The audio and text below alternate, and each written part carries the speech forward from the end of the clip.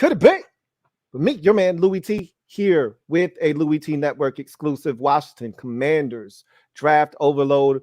Of course, I'm your set man, Louie Tee. Thank you for joining me. Of course, I've got with me my guy, Rico from Street Scores, as he's going to help me break down this Washington Commanders draft, go through all the picks, talk about what this team may potentially do. I got some other questions, some scenarios to break down as well, and then we'll also get to as many of your comments as we can in the comment section. So without any further ado, let us get into the proceedings this evening. First of all, man, good evening. Thank you for joining us, Rico. Greatly appreciate you. Man, anytime, man. I mean, just to talk draft, period. But talking with my boy Louie Tee for the show. Every time, man. Hey, I appreciate that, man. So the first thing I want to do tonight is before we really dive into the draft, I want to ask you, did you happen to see, and I know you stay up on current affairs specifically with this team, so I think I know the answer already, but I want to make sure I ask anyway. Did you happen to see the article yesterday that came out, Monday Morning Quarterback, written by Albert Breer, talking about Washington potentially trading back and, you know, stockpiling picks to try to get into the Caleb Williams sweepstakes? If you did see that article, what was your first impressions of it, and what do you think about all of that? I mean, it sounds good. It sounds so good, don't it? But it doesn't make any sense in any way. Starting with Rivera and company, right? Why would they do everything that they can to help the next head coach? Because if we're in any sort of range to get Caleb Williams next draft, you got to have at minimum a top 9 pick like the Carolina Panthers had to trade up to number 1 with the Bears, which is a whole nother thing. You got to be lucky enough for the number 1 overall pick to not need a quarterback, which is so rare in itself, even though it did happen back-to-back seasons. That's right. With the Jaguars and the Bears. But if we're that close in range, Rivera's fired. So why would he go out of his way to help the next head coach if he's not going to be here to see the benefits of it, to just be at home on the couch watching Caleb Williams ball out for the Commanders? It makes absolutely no sense. I couldn't agree with you more. When I read it, I was just like, what is this? Like, this doesn't make any sense. Like, what are you talking about right now? You know, trading back and picking up picks, like you said, for the next head coach to be able to reap the benefits of. I mean, why? I mean, the only thing in that article that to me made any sense was there's a consensus around the league that Washington is going to pass on the quarterback position early in the draft. I don't think that they're going to take a quarterback. I'd be shocked. And now with all of this, you know, all of these rumors going around about how much shuffling these quarterbacks are doing and what these teams ultimately do or don't want to do with the quarterback position, we'll see if more guys fall than we think or anticipate. And then maybe Washington gets a little interested. But the likelihood is Washington isn't going to draft a quarterback. And that was the only thing the article said that made any type of sense to me. Everything and even else to your point, last time we were on the stream together, you said if a quarterback falls to 16, if anything, that just helps us with our trade back value. That increases. Yep. You know, we can tag somebody because we know you're trying to come up to get one of these quarterbacks. So absolutely. Yeah, I don't think we're taking one in any scenario in the first round, honestly. Very unlikely. Very, very unlikely. I couldn't agree with you more. So I wanted to touch on that. I got another question for you. I think I don't feel like I sent many shockwaves, but I've had people ask me since the podcast today, you really think this is going to happen? I do. But I want to ask you. So Ron Rivera was asked last week about the 5th-year option with Chase Young.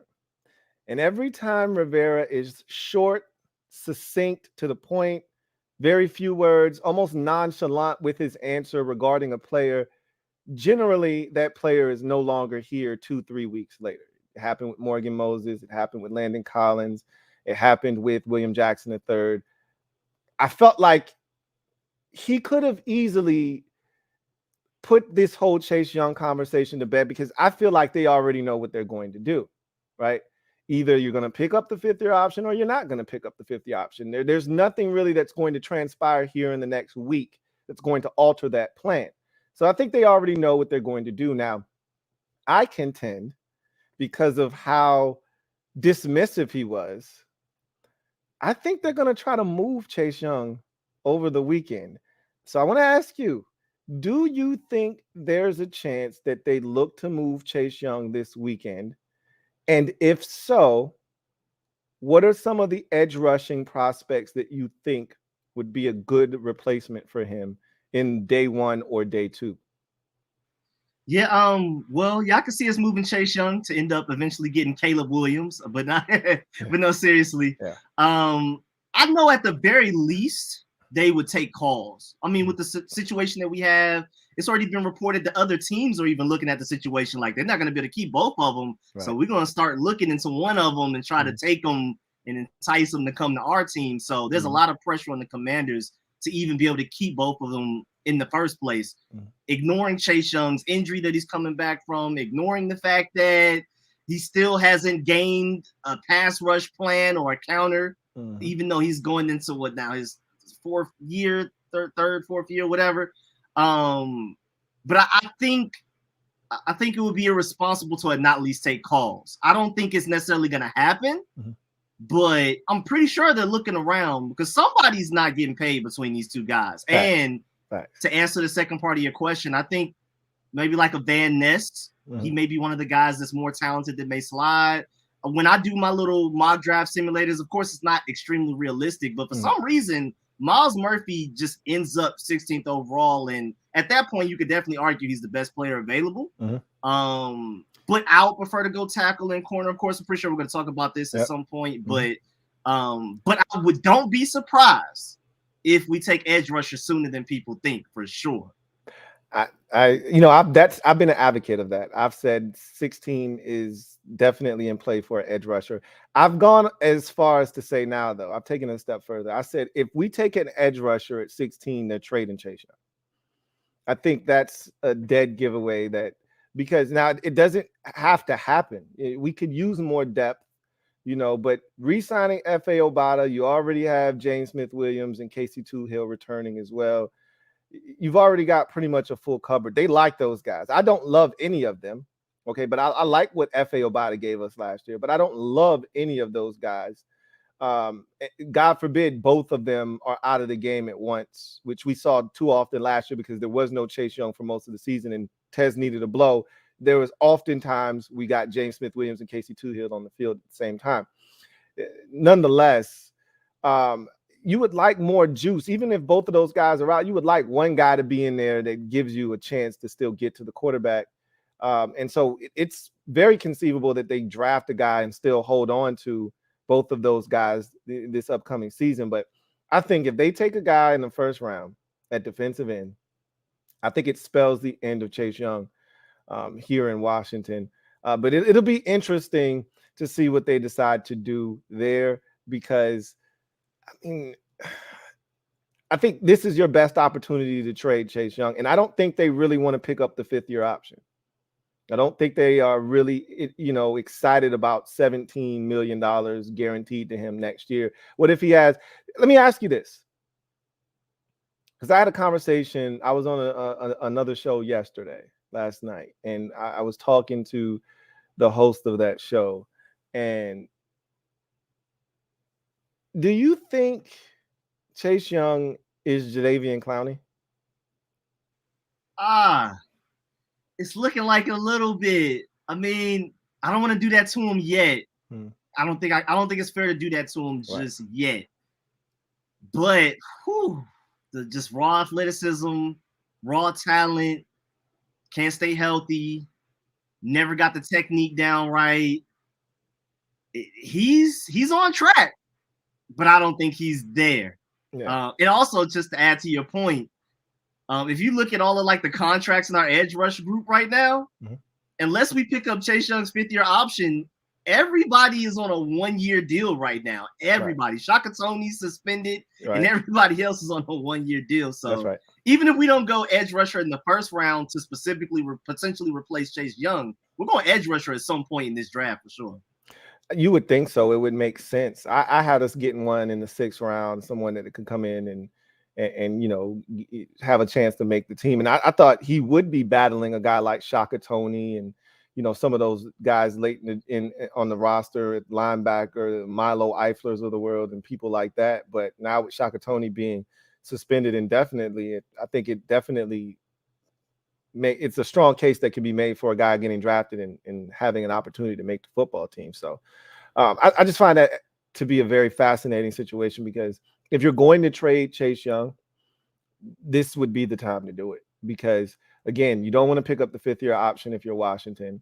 That's one reason. Two, he's not going to have as much value next year because he will be on the last year of his deal. Whereas if you trade him this year, if a team is invested in him to pick up the 5th-year option, that's 2 years of service for Chase Young for whomever trades for him. So I think there's more value. But to your point, he's coming off of an injury, right? So what is the true value you're getting in a trade for Chase Young? What are you really looking to get back?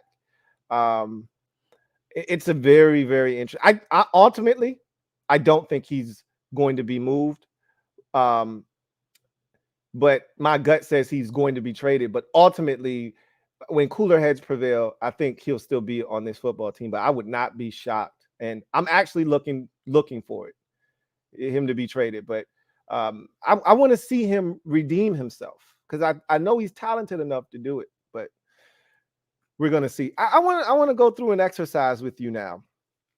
So Ron Rivera said that once you get 5 selections away, you make a board, right, of 5 players that you want to select. And one of those guys is guaranteed to be there at your pick. So assuming that Washington kind of lets everything play out in front of them and they can't get out of 16 and they have to make a selection, and we'll come back to 16 again after we do this, they're going to have to put together a list of guys that they feel like are worthy of the 16th selection. So what I want to do is have me and you go through a quick mock draft.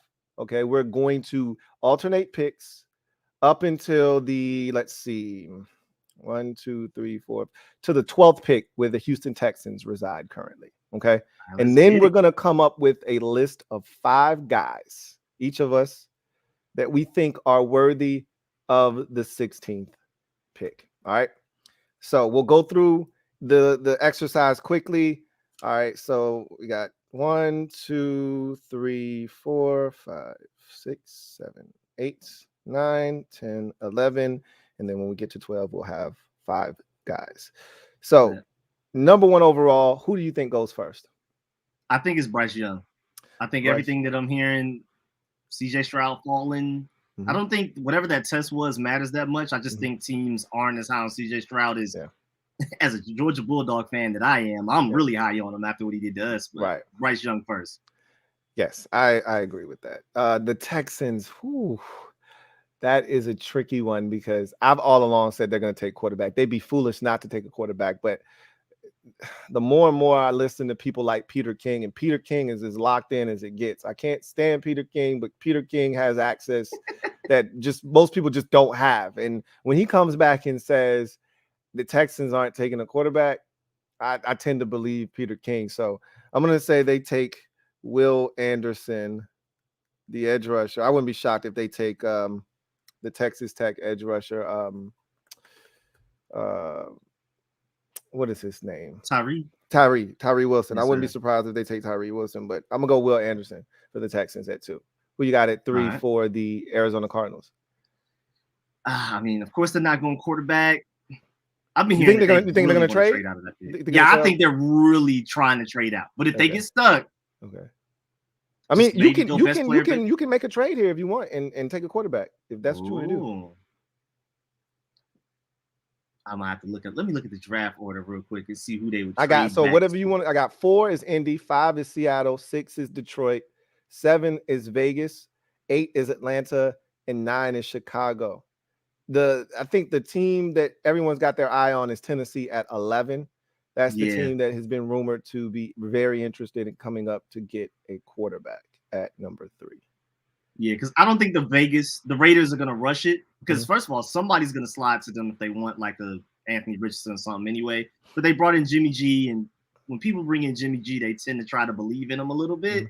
So I could, give me Cardinals trading down to the Tennessee Titans. Okay. And then I have the Titans pulling the trigger, feeling lucky that CJ Stroud is even there, taking CJ Stroud. All right. CJ Stroud. 3. 4 for Indy. They've been talking about Will Levis. I really feel like that's a smokescreen and they want to take Anthony Richardson. But I'm going to say it's Will Levis. I've been hearing a lot of Will Levis to the coast as well, man. Yeah. I don't know what's going on. Yeah, because that's what everyone's putting out there. I think that's a smokescreen. I really think that's for Anthony Richardson, but I'm gonna roll with Will Levis on that one. 5. Seattle is the 5th team in the draft. Who you got? Oh, they're taking Jalen Carter. It's a no blow. The way teams are running the ball against them, and that's arguably their biggest weakness, and arguably the best player in the draft, especially up to that point. They're taking Jalen Carter. I think it's really interesting if Anthony Richardson is there. I think they could take him at 5, but if he's gone, it's Jalen Carter without a doubt, and it still may be Carter regardless. I mean, like you said, I think he's the most talented player in this year's draft class. All right, 6 is the Detroit Lions. I've got them taking a corner, and I've got them taking the cornerback out of Illinois, Devon Witherspoon. So first corner off the board is Witherspoon to the Lions, which brings up the Vegas Raiders at 7. What do you have them taking?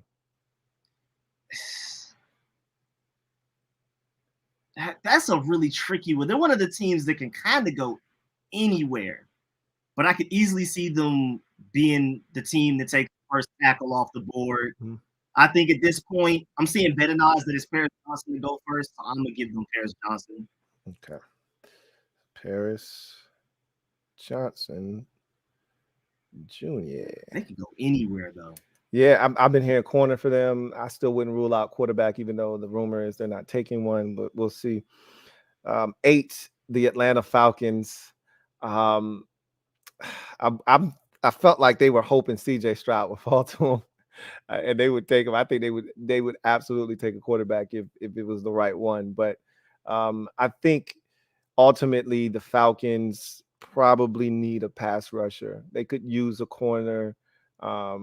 I think pass rusher, though, is where it's at for them. And I think Tyree Wilson is the guy that they're going to settle in on at number 8. Arguably best player available right there, too. 9 is the Chicago Bears. What do you have them doing at 9? I don't see Christian Gonzalez making out of the top 10. I'd probably go ahead and pull it may not be necessarily their biggest need, but I mean, you take Christian Gonzalez and you just don't think too hard about it. All right. Christian Gonzalez is gone at 9. 10 is the Philadelphia Eagles.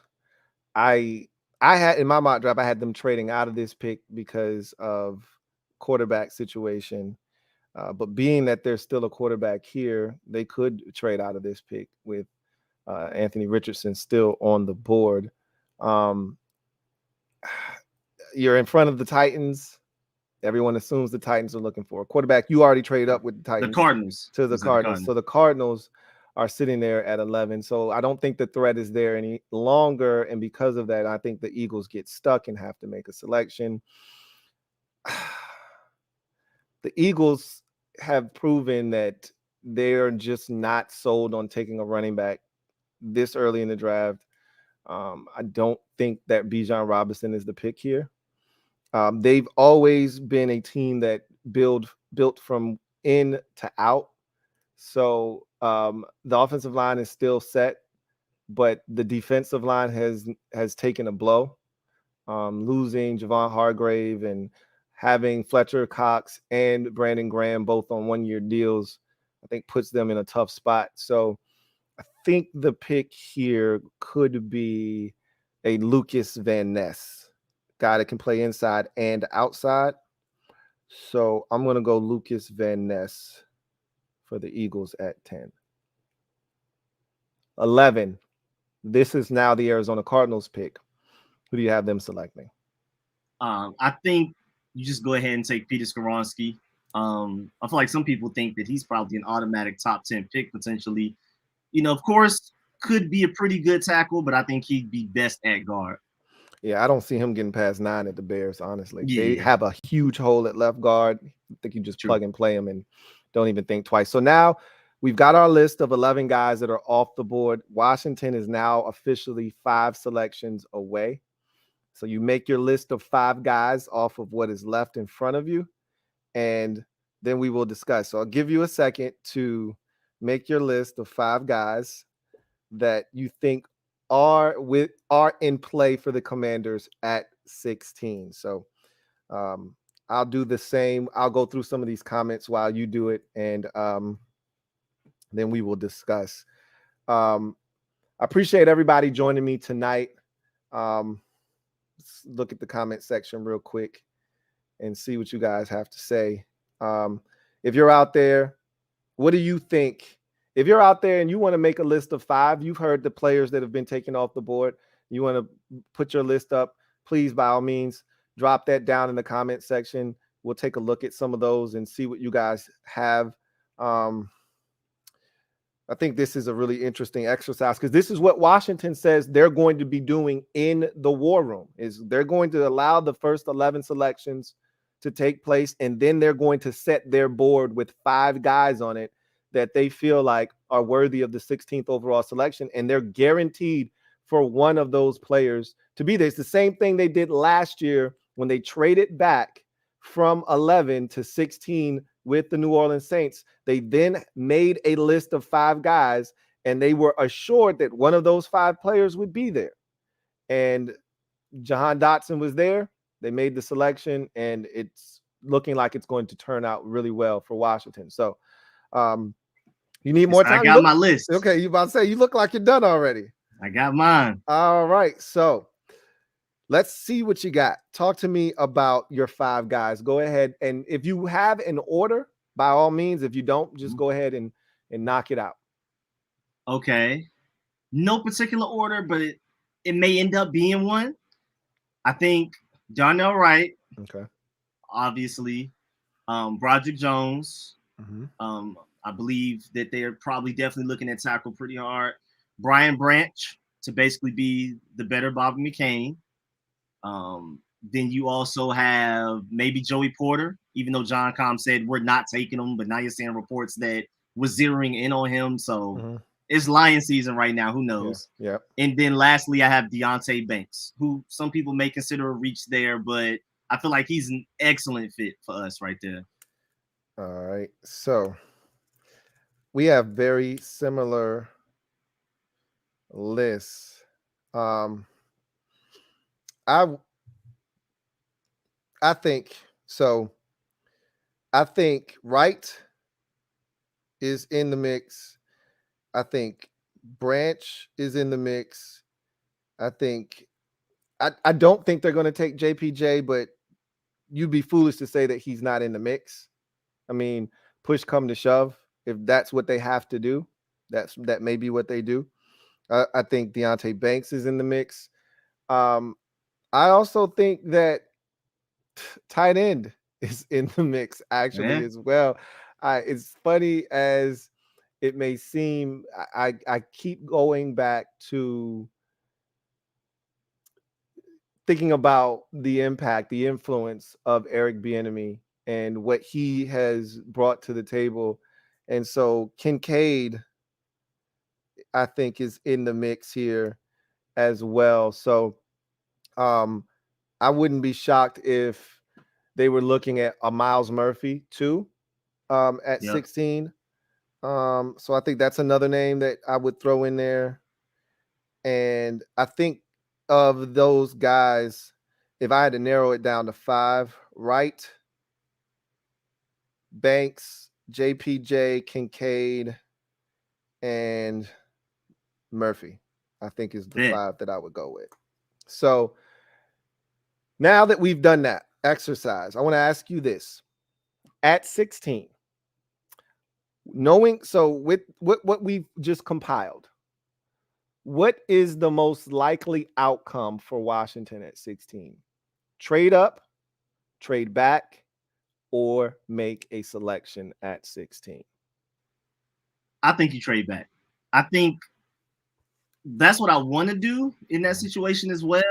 But I also just think, I mean, even JP Finley said that like they want to trade back, and I don't think this is just some well-kept secret. Everybody knows the Commanders want to trade back. Mm-hmm. So I also think it's gonna happen. Plus, with all of those guys available, you trade back within first, maybe like 22nd pick or something like that. I believe one of those guys will probably still end up being there as well, along with some other guys. I mean, between us two, we had like 7, maybe 8 players.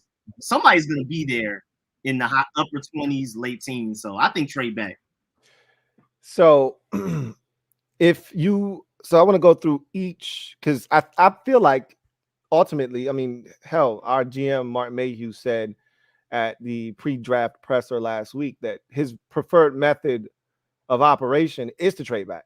Like, just told everybody. That's what he told everybody. He's like, I'm going to call every single team from 17 to 31 behind us to see if there's a possibility for us to trade back. So obviously he's already made it known, like, I really don't like moving up. I'd prefer to move back. If we have to make a selection, we make a selection, but I really don't like moving up.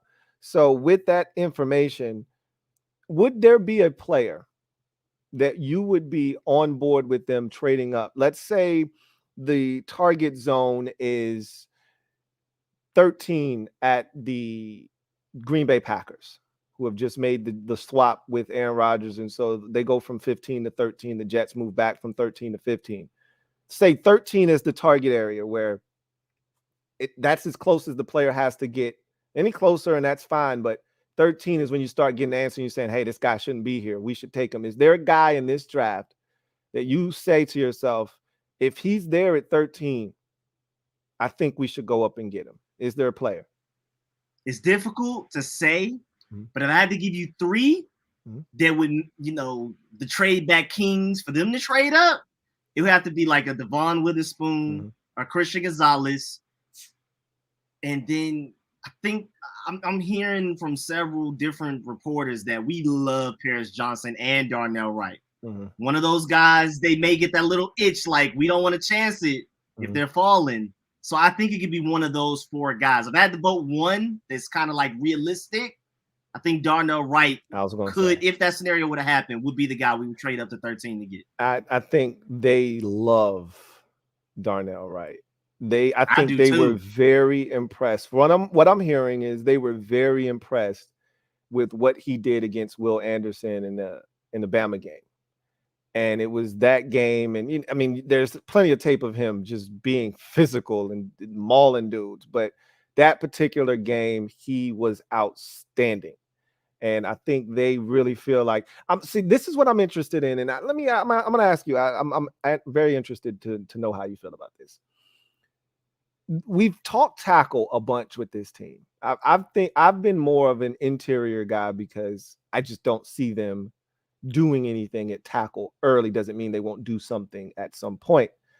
But assuming that tackle is something high on the priority list and they want to get it knocked out early, how does that work with what they've done in free agency? Because the assumption is you've got to start in left tackle in Charles Leno Jr. You went and got Andrew Wiley in free agency to play tackle. Now he can play guard. I think that's actually his better and more natural position. But where does that leave Sam Cosmi if you kick Andrew Wiley inside? Where does that leave Cosmi? Are you giving up on a second round pick this early? Because obviously if you draft a tackle this year, Leno's gone. Let's say you get out of the Leno deal next year. There's an exit ramp after next season. And you take a tackle this year and maybe you want to move him to left tackle next year after playing a year of right tackle, because a guy like Darnell Wright has played both left and right tackle, right? So let's say he plays well at right tackle and you say, all right, we're ready to give him the transition over to left tackle. And maybe Cosmi gets another opportunity or a crack at it, or Wiley goes out to right tackle, whatever the case may be. In the first round, you draft a guy in the first round, you're expecting him to start right away. So what does that mean for the offensive line if they take a tackle at 16, or even trade back and take a tackle at, say, 20. And this is something I have been thinking about, because that's a great point. Left guard is easily a bigger need than any of the tackle positions, without a doubt. But I just feel like the way that the draft is falling, the way that the talent is set up, tackle would be the best player available probably when we end up picking. That's we would take that guy. I think ultimately, I don't want to fix what's not broken, because the last time we saw Andrew Wiley balling out, it was at right tackle. It was for one game, but it was great. But ultimately, I agree, his more natural position is guard. I say you kick him to left guard.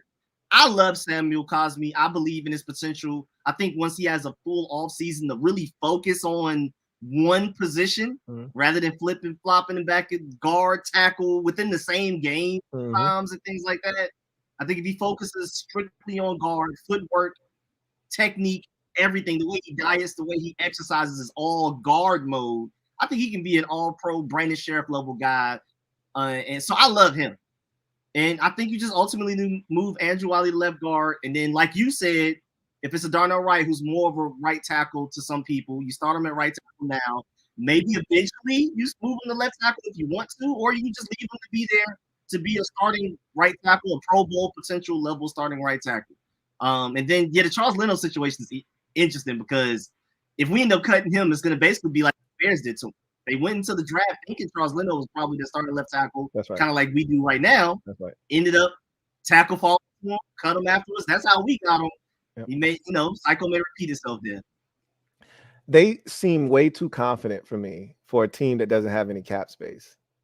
They're going to do something that we do not expect. And it could be Charles Leno. I still contend that Chase Roullier is probably going to get the axe. But I think they want to wait. They're not doing anything because they want to wait and see what they get first before they make any, rash decisions. But I think a lot of the movement that we're waiting on, a lot of the freeing up of cap space, I think is going to be centered around the offensive line, where they're going to, a guy like Dalton Kincaid is interesting because they could still cut Logan Thomas, pick up some money there. Anything is possible. We have no idea what they're planning, and they've put themselves in a position where they can, essentially do whatever it is they want to do. So sticking with 16, if you trade it back, who are some candidates for you trading back? And let's say the range for Washington trading back is anywhere from 24 with Jacksonville to 20 with the Seattle Seahawks. The Seahawks are more of a trade back candidate than a trade up, but let's just include Seattle. Let's say it's somewhere in that 20 to 24 range. Okay. Who are you targeting in that range of the draft in the first round if Washington were to move back? My top four easily, and I didn't even have to think about it long. Darnell Washington at tight end, please. Brian Branch is your starting slot corner. Deontay Banks as an outside corner. I love the fit. And then Anton Harrison at tackle. If he's still there, all the other guys are gone. I really love Anton Harrison's potential there. I'm not saying he's the other 71 that played at Oklahoma. But I think he could come in and start at left tackle day one for us immediately. Those would be my four easily. What's crazy that you said that? So when I heard Washington had him for top 30, I went and checked him out, and I watched a couple games, and I was like, he's all right. And I had a guy, I can't remember who it was, but he was adamant. He was like, "You're wrong about Antoine Harrison. He's really good, and you're gonna find out." And I was like, "Oh yeah." So I went back and watched a couple more games, and I was like, this guy's really good. Like, I was so impressed with him. I went and looked at his combine numbers, and because he didn't seem like he was super athletic, but then the combine testing numbers, he moved really well. He had a sub 540. His 10-second split was outstanding. And the thing that I was most impressed with was there was no wasted movement. Guys weren't beating him around the corner. He wasn't opening up the gate too soon, allowing inside pressures. He stayed in front of his guys. The only criticism I had for him was he didn't always stay engaged with his block. And so guys might get free and ultimately be in on the tackle. But as far as him, pass protecting, getting his man in the run game, I was like, shit, Anton Harrison is a lot better than I thought. And I was like, you're not hearing his name in the first round as much, but I wouldn't be shocked if he went in the first round. And I really do like him a lot. So yeah, I would say, I mean, Peter Skoronski is more than likely going to move the guard, but I would say him and Anton Harrison are arguably the best pass protecting tackles in this class. I'd agree just with off you. of tape. I'd agree with you. Skoronski to me is the best. I don't know if he'll be able to stick at tackle because of his size and arm length and things of that nature. What history has shown us is guys with, arms shorter than 33 inches generally are going to get kicked inside. He's got 32.5-inch arms. He's probably going to end up inside. But he's a technician, is Peter Skoronski. Similar to the kid the Chargers took a couple of years ago. They seem to be coaching those boys up well at Northwestern because he's a machine. And, only thing that stopped him was an injury last year. And Skoronski looks like a duplicate, just a little bit, shorter and shorter arms. But Antoine Harrison, I was like, man, he's impressive, man. I was actually blown away by just the consistency of his tape. A lot of guys, you watch them 3-4 games and you're going to see, some problems arise. And you're like, oh, okay, I see that, not good footwork there, overextended here, base is too wide, things of that nature. He's reacting to speed too quickly and opening up the inside. And now he's having a tough time. Like he was pushing guys around. He was keeping the integrity of the pocket. He was staying in front of those dudes. I was really, really impressed with him. It's interesting that you brought his name up because I'm shocked that more people aren't talking about him as a potential first round pick. But I think that's going to be ultimately, a target range for a guy like that. I wouldn't be shocked if he slipped into the second round. But I think Washington, as this process has gotten deeper and deeper, I think they're more and more intrigued by tackles, more so than interior offensive linemen, particularly in the first round. So, yeah, I think it's just more of a talent availability thing. Yeah. Again, we both agree left guard is the bigger need, right? But these tackles in this draft, you got to get one of them. Yeah, type of thing. I think that, and to your point, I think the guards, while they're good, they're not great. So there isn't a guy that you say, oh, okay, we got to take this guy. There's no Zach Martin in this draft. You know what I'm saying? Where you feel obligated to take this guy in the first round at a position of need. I mean, the only guy that I think they would probably love is a Peter Skoronski, and there's no way he's getting to 16. I don't think he's even getting into a target range of 13 or 12 to where you can even select him. You know what I mean? Don't think he gets out of the top 10. Sorry to cut you off, but I keep seeing like a lazy analysis about Peter Skoronski as a high floor, low ceiling guy. I think because people see these freak athletes like Darnell Washington's the strongest guy in the draft, Roderick Jones, 5-star freak athlete, and things like that, Anton Harrison. Peter Skoronski has a way higher ceiling than people think or people are giving him credit for. He's not just this technician only, what you get day one is what you get. He has some athleticism to where he can end up becoming like a Pro Bowl All-Pro guard if he wants to be. I look at him like Brandon Sheriff. Sheriff was drafted to be a tackle. He gets in first week. They determine he's not a tackle. He's a guard. And then he goes on to be a multi-time Pro Bowl All-Pro guard. I see the same thing for Peter Skoronski. So exactly. I mean, again, I feel like he's not getting out of the top 10. So we'll see what happens there.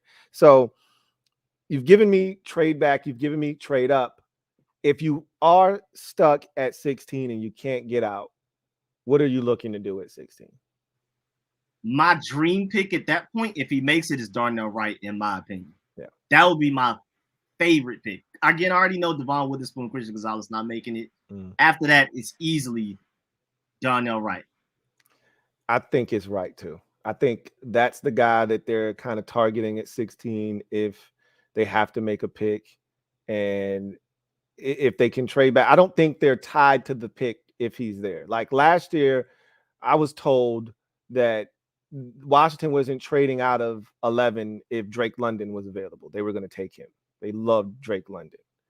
But there isn't a guy that I think ties them to 16 of the group that we've compiled, right? Obviously, if Devon Witherspoon or a Gonzalez or someone or Skoronski or somebody crazy that has absolutely zero business being there falls to you, I think that then locks them in at 16. But assuming that those guys are gone, and I think that's a very safe and fair assumption to make, I think with the list that we've compiled, I don't think any of those guys locks them into 16. But I think the closest you're going to get is Darnell Wright at 16. I agree. And I'm not even sure if he's going to be there at this point. I mean, you can't be. You really can't. Just a few weeks ago, he was mocked second round. Mm-hmm. And it's just been going up and up and up. And then Will Anderson comes out and says that Darnell Wright was his hardest matchup in college. And that just only made it worse. Amplifies it. Yep. Yeah, man. I talk about this every year. There are two positions that if the crop of players are any good, and even with tackle, they don't even have to be good. Everybody needs tackles every year. Okay. Tackles never go out of style. There's never a year where 7 to 8 to 10 teams don't need a tackle. Every year you're going to need tackles because there's two on each team that starts, right? It's not like one where it's quarterback where you just need one. And you're like, why does 5 teams need a quarterback every year? Like it's 32 teams. 5 teams shouldn't need a new quarterback every year. But there's 2 tackles. That's 64, tackles that start in the NFL. And every year, 7 to 10 teams need a tackle, if not multiple. So every year, if it's a good draft of quarterbacks, they get pushed up. I mean, Hendon Hooker was a second-round pick up until probably a month ago, right? Literally. And now Hendon Hooker is not only is he a first-round pick now, it's like, how high does he go? Right? If 4 of those quarterbacks go off the board in the top 10, which I don't think is going to ultimately happen, but if 4 of the top 10 quarterbacks, or 4 of the quarterbacks go in the top 10, Hendon Hooker could easily ascend into the top 15, right? Titans, what if they don't get to trade up, right? What if they get stuck twiddling their thumbs and they say, all right, we still need a quarterback? They could take Hendon Hooker at 11, right? So anything could happen there, but the tackle position is another one of those positions. Every year, tackles get pushed up because teams always need offensive linemen. And so you watch Anton Harrison again. 2 weeks ago, he wasn't even a first-round pick. At all. 2 weeks ago, he wasn't a first-round pick. It definitely can get him in the second round. Now, back into the first round, I wouldn't be shocked if he heard his name in the back end of the first round, right? Darnell Wright, as you mentioned, a month ago, he wasn't a first-round pick. You could get him either late stages of the first. He was a fringe guy, right? But more likely than not, he'll be there in the second round. No way you're getting him in the second round now, right? At all. I mean, you had a month ago, it was more likely that a guy like Osiris Torrance would be a first-round pick. He could easily be a second-round pick now, right? Because these tackles are hard charging. They're coming up, and these interior offensive linemen are being pushed back. So, because a lot of mocks had us taking Osiris Torrance at 16 2-3 weeks ago. I don't know if I've seen a mock draft with us taking Osiris Torrance in over 2 to 3 weeks. So, yeah, it's interesting. 16 is going to be really fun on Thursday night. And I love it when I would prefer us to be picking at the back end of the first round, which means we went to the playoffs and did some damage.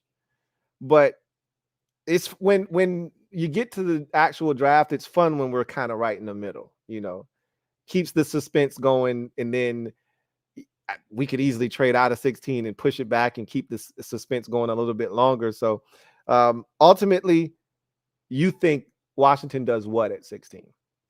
Oh, we're trading back. We're trading back. Even if all of those guys are available, unless it's, again, an elite talent that has no business being there, we're trading back. Okay. Trading back. I think they're going to try. I think they're going to fail to trade back, but I think they're going to try feverishly. If they find a partner, they're gone. But I think they're going to ultimately be stuck and have to make a selection. So now let's talk day 2 of the draft. Washington has 2 selections, 47 and 97th overall. Washington traded their 3rd round pick to the Indianapolis Colts in the Carson Wentz trade. and picked up a compensatory pick because of the Brandon Sheriff deal that he signed with Jacksonville last offseason. So Washington still has a 3rd round pick. It is just further down in the 3rd round. One of the earliest compensatory picks, however. So Washington has 2 picks on day number 2. In a trade back scenario, are you acquiring an additional day 2 pick? I would hope so. I would hope to at least get a 3rd out of it, please. Because just this cornerback group alone makes an additional 3rd round pick very valuable compared to other drafts. Okay, so in your 1st round, Washington is taking Darnell Wright. So they've taken care of tackle. They may double back and get another offensive lineman. I am hell-bent. I am my biggest lock of the draft is Washington is going to take a center at some point. 4th, 5th round, somewhere day number 3, Washington will select a center at some point in this draft. So I think they'll double back and double dip on the offensive line. But you go into day 3. Let's assume your scenario comes to fruition. All right, whether it's Anton Harrison or it's Darnell Wright, they take a tackle in the 1st round. And let's say that they trade back, because your scenario was they trade back. Let's say they pick up an additional 3rd. Okay. So now they got 3 picks. Day number 2. What are you looking to accomplish? Let's start with 47. 47th overall. What are you looking to accomplish in terms of positions that you're interested in, and then some players at those particular positions? Now, this day 2 is cornerback heaven. Everybody needs a cornerback. This is the sweet spot. So I feel like 47th overall, we would be so lucky for Deonte Banks to be available. Not going to for be. Darnell Washington to be available at that point. We would be so lucky, and we better sprint to the podium to get those 2 guys. But throughout the day 2 picks in general, I'm definitely looking at Julius Brents, who 2 months ago may not have even been a 5th round pick. Like, he was definitely happened? day 3, man. It's you know what it was is what happens is evaluators start watching tape. That's what happens. So you have these consensus about guys, you see them at the combine, and then you start at this part of the process when you get past the all-star games, the Senior Bowl, when you get to talk to players, see them in person, and the combine, again, get to talk to players, see them in person. Once you get past all of that in the pro day, I think once you actually get to sit down, because after the pro day is complete and then you get into your visits, guys have nothing else to do but watch film. And I think that's when you start to get these players going up and down, because now the real decision makers are getting involved, right? Like Ron isn't watching tape on these guys all year round. He's relying on what everybody else is telling him.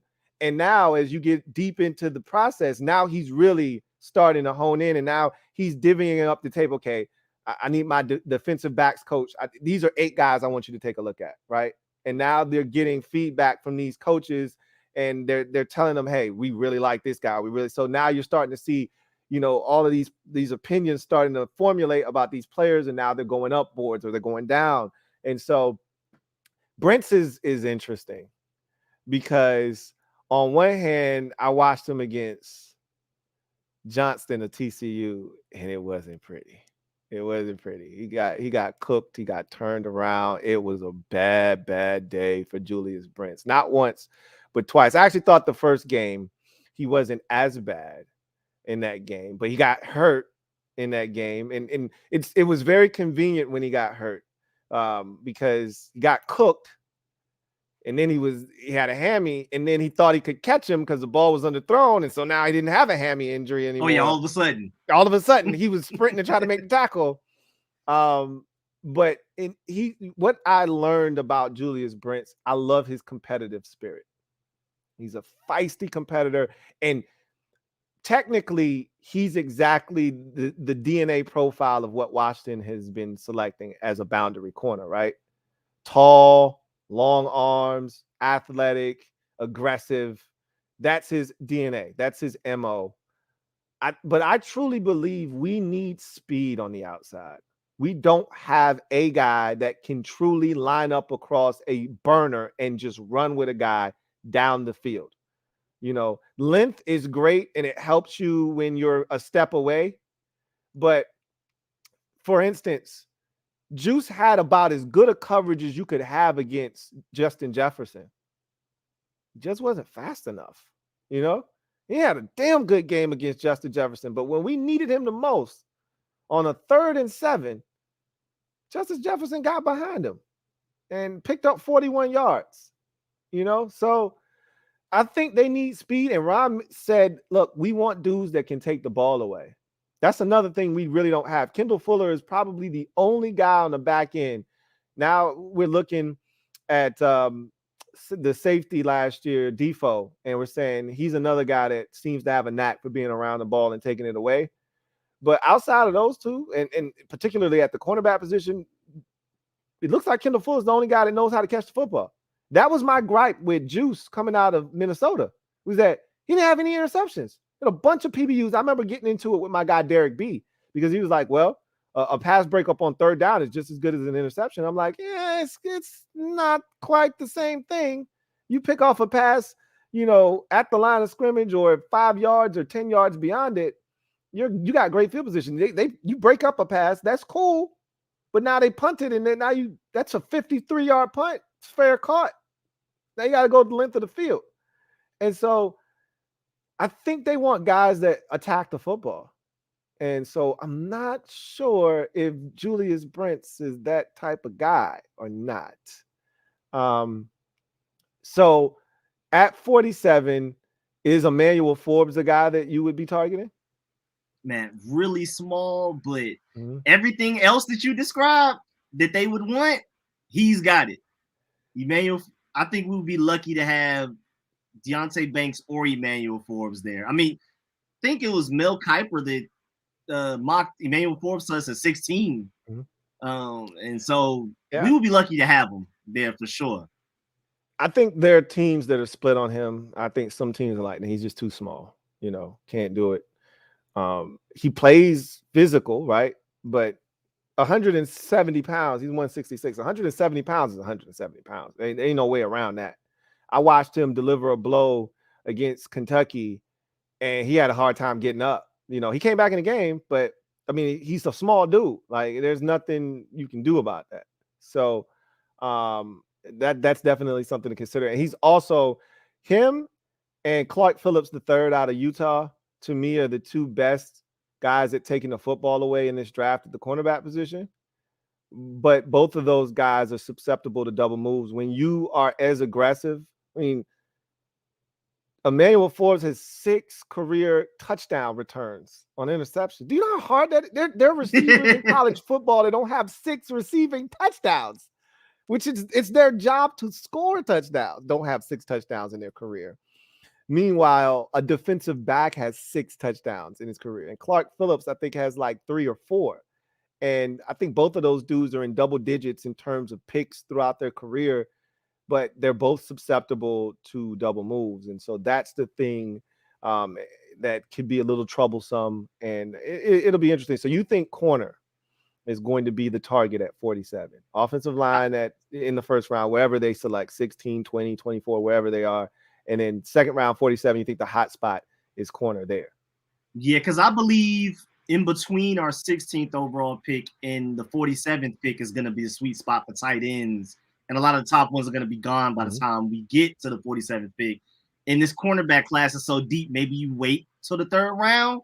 But I think if they really love a guy, and I wouldn't be surprised if it's like a Deonte Banks, I could see them easily taking somebody like that, 47th overall for sure. So you mentioned something. This is the 3rd time you've mentioned something. I'm going to put a pin in that.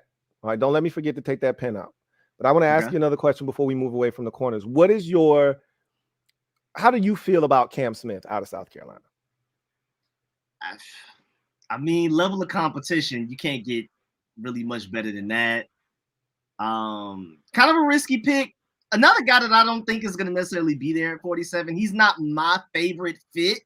I don't like him at all. I just wanted to know how you felt. Yeah, I was like, he's not my favorite fit, but I also don't think he'll be there at 47. So I don't think he will either. I just wanted to I think he's out of our world. Yeah, I just wanted to get your take on him. I'm not a big Cam Smith guy. But to your point, I actually think he'll go in the first round. I think you're going to see a bunch of corners go in the first round. That's why I don't think Deonte Banks will be there. I think you're going to see 7 corners go in the first round, 6, 7 corners going in the first round, because I just think there's so many good receivers in the league, so many good corners in this draft class, and everybody's like, yeah. You know what? One of the things people love to say is, "Oh, it's just a deep draft at corner. Let's just get one later." And it's that kind of mentality that gets you to miss out, because everybody else is saying, "Hey, let me go ahead and grab one real quick." I know it's a bunch of them, but it's one that I want. Let me go ahead and grab mine real quick and get out of here. And the longer you wait, you end up with leftovers. So it'll be interesting to see if the approach is, "Hey, let me grab mine," or is it, "Hey, it's a whole bunch of them, I'll get one later." Because if that's the case, then a Deonte Banks could be available for you at 47. Then a guy like Cam Smith falls to the second round, right? Then guys like Keely Ringo and things of that are back into the first round, maybe spills into the second round. All right. But if there's just to speak on Keely Ringo as well, I know he has his weaknesses, and I know I'm a homer, but I think if we just, cover 3 that Jack Durrell likes to run, turn him more into a zone cover corner that almost plays similar to a safety, I think you can make it work. I think with the fit, it can work. You will have to hide his weaknesses with the scheme. It's not like Christian Gonzalez and Devon Witherspoon. You just throw them in there, they dominate. Yeah. You will have to hide his weaknesses for sure. But I think it could work if he's there in the third round type of thing. I wouldn't take, even as a Georgia Bulldog fan, I wouldn't take him in the second though. Yeah, I think he could go in the first. And I'm not a Keely Ringo fan. Like Keely Ringo, for me, he's so polarizing because the talent is definitely there. And a lot of times he's right there, right? He just never makes a play on the ball. And he panics, doesn't trust his technique. Dude, you're a world-class athlete. You're a sprinter. This is what you do. You run, right? And he'll be right there in the hip pocket of the receiver, and he'll panic. And it's those guys that frustrate me. That's William Jackson was the same way. William Jackson will be right there. I'm like, bro, you a 4'3", 940 dude. You don't have to panic. That dude is not getting away from you. And he would grab and he would tug. He wouldn't look back for the ball, and then he would tackle a guy before the ball gets down. Like, bro, you were right there. If you turned around, you probably could have picked it off. And I find myself saying that with Keely Ringo too often. Like, bro, if you just turn around, you could have picked that off. So, yeah, I worry about him. But we'll see. Somebody may fall in love with, the size, the speed, the measurables, and say, "Hey, we can coach this kid up. He's got talent," which he does. So, something you mentioned, I'm gonna go ahead and take that pen out now. Something you mentioned multiple times has been tight end. All right. And you've mentioned Darnell Washington multiple times.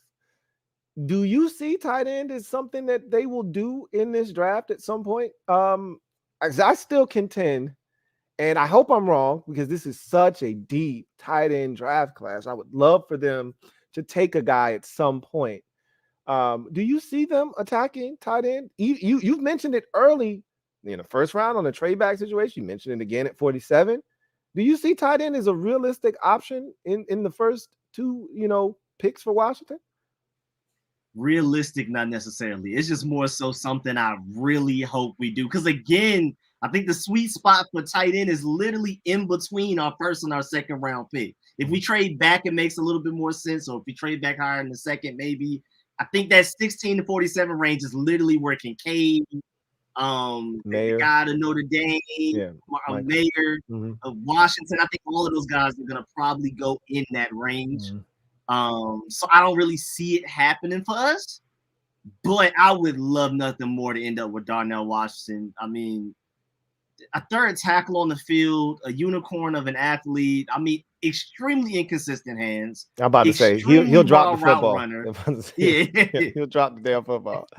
Extremely raw route runner, very inconsistent hands. But if we're talking about a ball of clay, if we're talking about arguably the top 5 guys, I really hope nobody in the NFC East takes.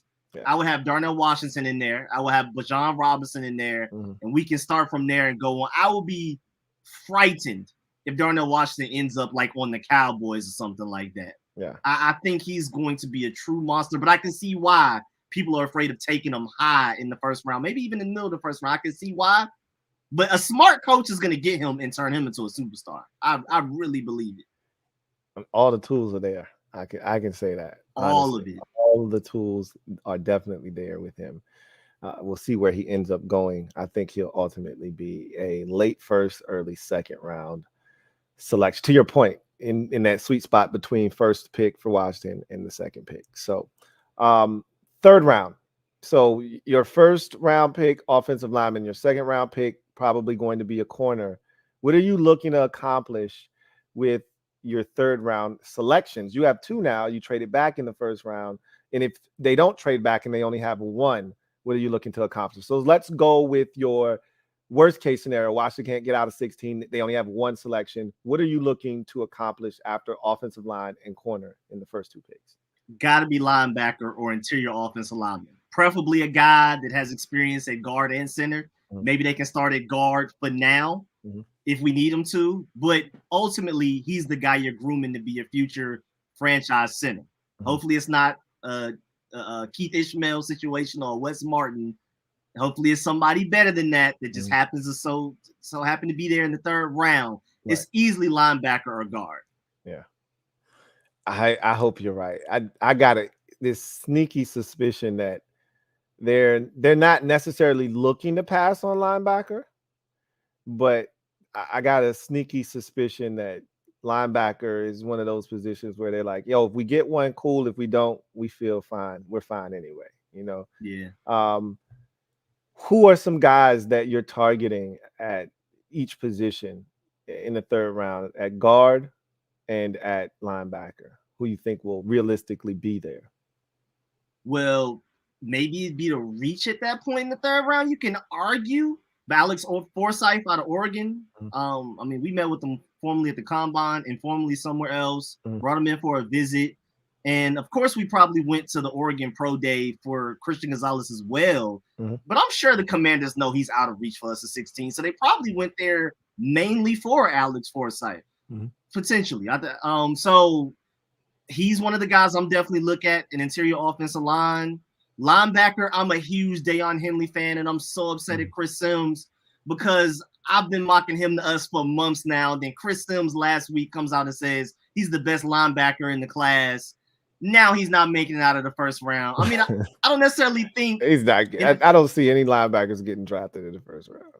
Yeah, you think so? You think somebody's gonna take a linebacker in the first round? I don't think that teams are waiting for Chris Sims' opinion right to take who they're gonna take. Right. But I do think Deion Henley is one of those guys with all of the tools. Only 1 year playing linebacker, but with as good as he looked, I think somebody's gonna convince themselves to try to take him late in the first, like 27 through 32. I can see, but I would love him in the third round if he ends up being there. Yeah. The only team I could see taking a linebacker in the first round is Buffalo. Other than that, I just don't see the value for teams taking a linebacker this particular year. I don't see Henley getting out of the second round. I think that's the sweet spot for the linebackers.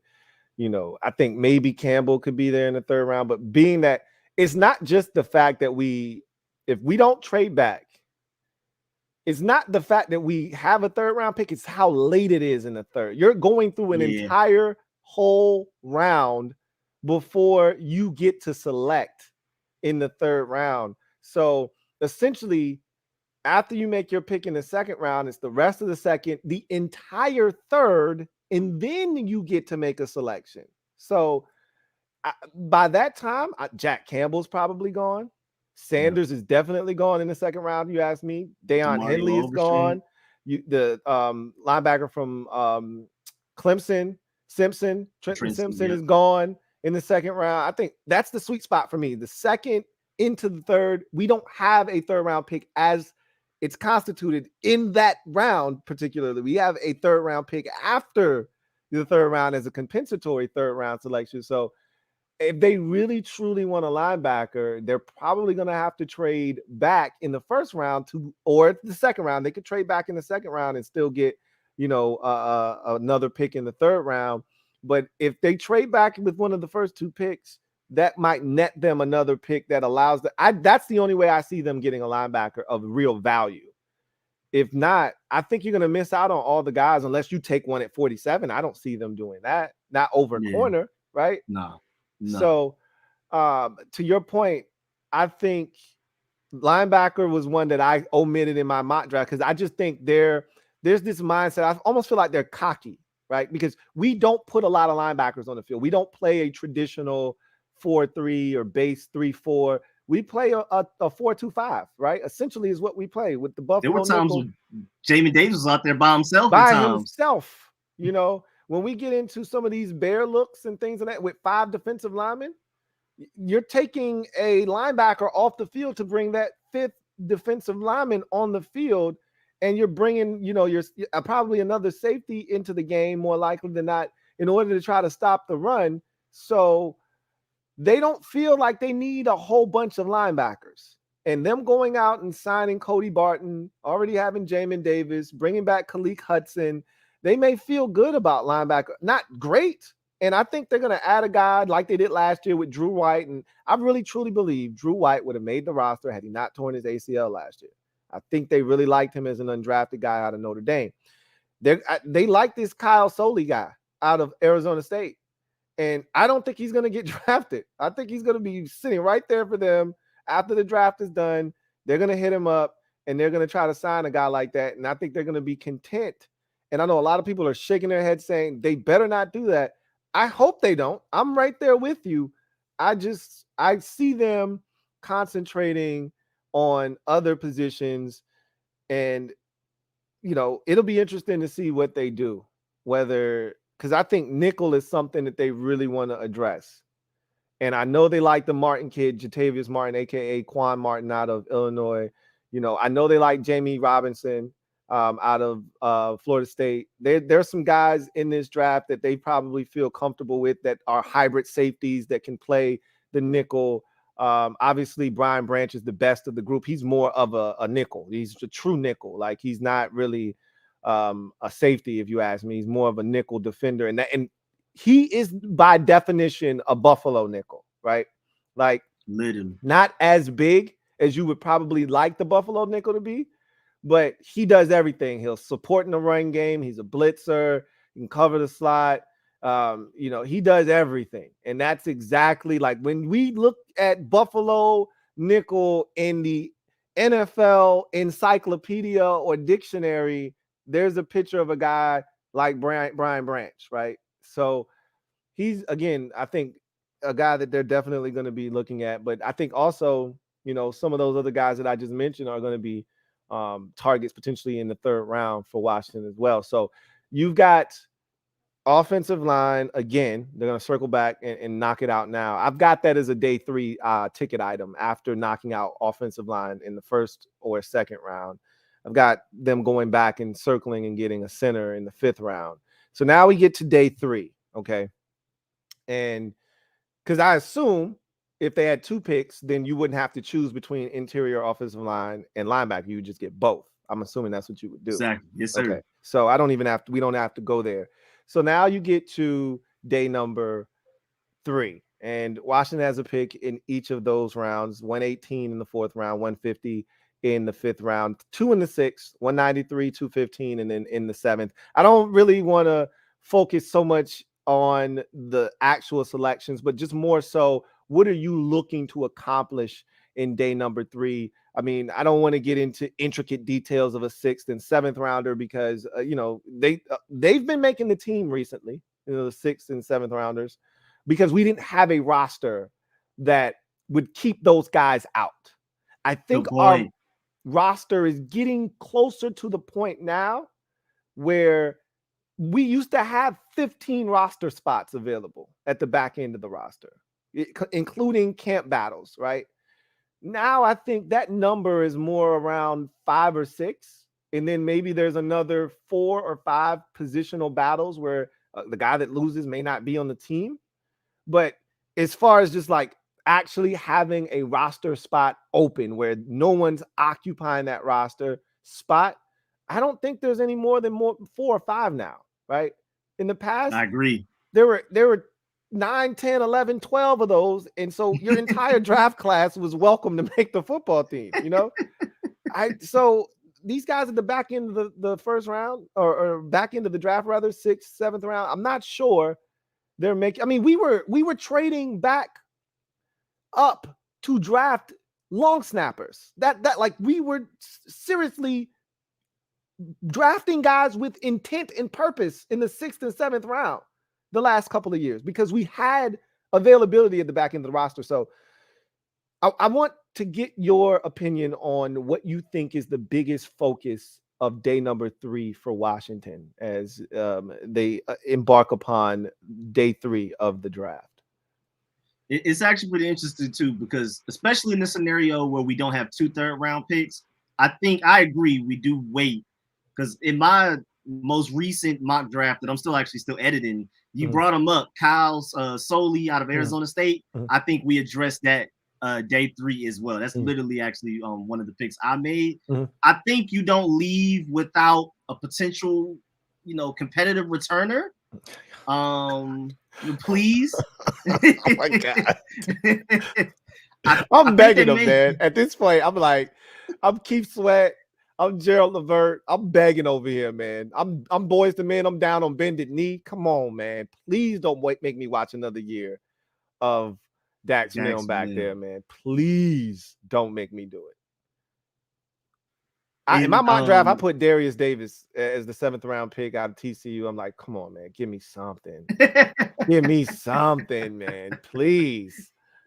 Don't even make me beg after the draft is over. Like, just like, give me a guy in the draft that I think has a shot at making a roster. So, oh my goodness. Yeah, I was thinking DeMario Douglas as a potential returner, like maybe as an undrafted free agent or something out of Liberty. Like that. Okay. Yeah. Yep. I like him a lot. Another position or kind of a type of player that I think they're going to look at towards the end of the draft is a receiver with some size. I mean, we have these tight ends technically, but after that, Cam Sims is gone. We brought in Marcus Kemp, but he's not a receiver. He's a special teams guy purely. So, and if you look at the list of receivers that we've shown interest in so far, like Combine, Senior Bowl, things like that, like out of like 9 of them, I think maybe 1 or 2 are not 6'4" or taller. Right. Like it's like obvious that they're scouting bigger receivers. So we're gonna end up taking somebody. I think I'm leaning towards Jake Bobo from UCLA, but it's gonna be somebody before we leave the draft that's gonna be 6'3", 6'4", 6'5". Yeah, I think. Well, so Rivera's MO, and I've talked about this, has always been the big wide receiver, and his rationale for that was, when in Rome, do as in Rome. When he was in the NFC South, it was Michael Thomas, it was Julio Jones, it was Mike Evans, right? Those were the receivers that he was facing 2 times a year, and he was like, well, we need one of those. So they got Kelvin Benjamin, and that was cool at first, and then he started eating a bunch of burgers and ended up, 260 pounds, and they just let him go, and he went to Buffalo. Then they like, we're going to go get the kid from Michigan, Devin Funchess, right? Another big, long, 6'4" receiver. And that was Ron's MO. He got here. What was the first thing that he did? He went out and got AGG, right? And so that obviously didn't work. And so he went away from the big receiver. They had Cam Sims. So he's like, hey, Cam's cool, but now Cam is no longer here. Wish him nothing but the best in Vegas. But I think they want a big receiver. I brought up the Bryce Ford Wheaton kid from West Virginia as a name that they've been throwing out there. And I think that's a guy that they are kind of interested in. Height, weight, speed, specimen, very, very raw, super duper raw, right? But that's what you're going to get in the 4th, the day number 3 in the late stages of the draft. You're going to get a raw drafting for tools. Right, sure. Exactly. You're looking for workable traits. And so I think you're right. They're going to get a receiver. And that's why I'm afraid we're not going to get a punt returner, because they're so fixated on the big receiver that they're ignoring what is obviously a massive need, which is punt return. So I'm frustrated at that, but at the same time, I'm like, if you find the diamond in the rough as a big receiver, I'm cool with that too. You can never have enough good receivers and some size, but I want to return man so bad. I'm sick of it too, I man. want I one call him bad. automatic fair catch because it doesn't matter if he fair catches it or not. Nah, he not The going. ball is pretty much getting downed right there anyway. He's not going anywhere. It was so bad last year because even when he had a good return, it would be a hold in, or because he wasn't like he's not moving fast enough, so you're forcing dudes to have to hold, and it's just a mess, man. I'm like, God, man, like defense would bust their ass to get off the field on a third down, create great field position, and he'd end up catching it at the 42-yard line. They tack on a penalty, and now you're starting at your own. You know, he caught it at the 39, ran it 3 yards, and now you're starting at your own 29. Like, oh my God, we were supposed to be closer to midfield. What are we doing? You know what I'm saying? Like, I'm over that, man. So anyway, so your biggest thing that you're looking to accomplish would be linebacker, if not in the third round, if you don't have multiple, linebacker and a receiver. Now, you mentioned edge rusher earlier. Are they taking one in day 3? Oh yeah, they didn't take one earlier for sure because they're gonna want to bring them in, let them learn behind Chase Young and Montez Sweat for a year, so that if more than likely when one of those guys is not here the next season, this guy's already been in your system for a year, and you're not just throwing out a 7th round rookie to start. Remember, James Smith-Williams was a 7th rounder. He had to start for us last year until Chase Young came in. That's right. I could see them thinking that they can recreate that same magic potentially. So yeah, I'm definitely thinking day 3 somebody. Yeah, I love. I've already, and I put him in my mock draft. I was a little biased. I love Mohamed Diabate. The problem is he's undersized, but man, is he explosive. And so the traits that I look for, and I always explain this, the traits that I look for in an edge rusher are 3 things. 1, your 10-second split, because that shows get off and explosion. 2 is your 3 cone, because that shows agility and the ability to bend the corner, right? Turn, flatten, get to the quarterback. And then your short shuttle, your 20-second, it just shows, again, agility and the ability to be quick, fast, quicker than fast. And that's what you need. And then hand usage is something that people don't talk about enough, similar to with running backs, contact balance. Edge rushers, I think, have to have hand usage. That's something that I feel like our guys lack. Montez Sweat and Chase Young don't use their hands nearly enough. Something that you omitted, though, you haven't mentioned this, and maybe you don't see it as big of a need. I feel like this is all but guaranteed, and I feel like they're going to address it very urgently in day 3. I think it's the first thing they're going to do in day number 3. If not, if they pick up an additional third round pick via a trade back, I think they might handle it in day 2. You haven't mentioned running back. Yeah. Do you think they're going to do something at running back? So listening to you talk, I haven't heard you mention running back not one single time. I think they're going to do something at running back. I do not think they're content with Jonathan Williams and Jarrett Patterson and the collection of backs that they have behind their 2 guys. Not to mention Antonio Gibson is going into the last year of his rookie deal. So running back to me is not an option. It is imperative that you select a running back. And really, you want the flavor of running back to be different than Brian Robinson. You want a J.D. McKissick type, a guy that's more of a third down back that can catch it out of the backfield, not afraid to get in there and stick his nose in the pass game as a protector, can run the football, can get outside if need be, run inside. But really, you want a guy that can get outside and hit the home run. And so are you less high on running back in terms of the need? Because this is Yeah, actually a really deep and good class of running backs. yeah. I'm just one of those guys that really wants to see Antonio Gibson like this is his moment. Eric Bieniemy gets his hands on him, expanded role, run the ball more, catch the ball more. I think Curtis Samuel is going to be involved a little bit more as well. So I'm in that group, but you're completely right. And even to add to that, Ron Rivera did say like blatantly, so I mean, to somebody, I forgot a reporter, maybe John Com or somebody, that they are looking at running back. And the Eric Bieniemy want a guy that's a pass catcher. We're even hearing reports that we may sign Jerick McKinnon after the draft if they don't get a guy. If they don't get a guy, yeah, that makes sense. And I've already said that if he's sitting there for a team that doesn't get a guy, and Washington makes a ton of sense if they don't get a guy.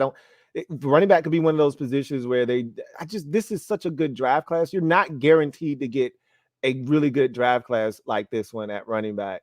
And so there's so many guys. Like, I love Devon A-Chain. Like, he is so fast, but I even had a hard time finding a comp. Like, my favorite thing to do is to comp guys to other, current or former NFL players to kind of give you a baseline of what to expect. He's so hard to comp because he's so small, but yet compact, but he's so fast, and you just don't see that. So he's kind of a tweener in that regard. Like, normally if a guy's like 5'8", 165, like Tariq Cohen or whatever, okay, fine, he's super fast. Like Darren Sproles, you expect that. But this dude is like 5'9", 5'10", 190, but he's like a 4'2'9", 40 guy, 4'3", 4", 40 guy. He's like blazing fast. And when you watch him, he's explosive and dynamic as hell. And he's tough as nails. He'll run it in between the tackles, which is the thing that separates him, is he'll run it in between the tackles. And normally guys his size want no parts of, the A or the B gap. And this dude he's making a living inside the A and the B gap, and he's lowering his shoulder, and people just don't think he's going to be able to hold up. But what if you take him and you give him a reduced role with his speed and his dynamic ability? Like, I would love to add a guy like that. I love Jahmyr Gibbs. And I know if he's not a first round pick, which I think he's Alvin Kamara. You know how most of the time when we comp a guy, he's like a light or a great value version of that player.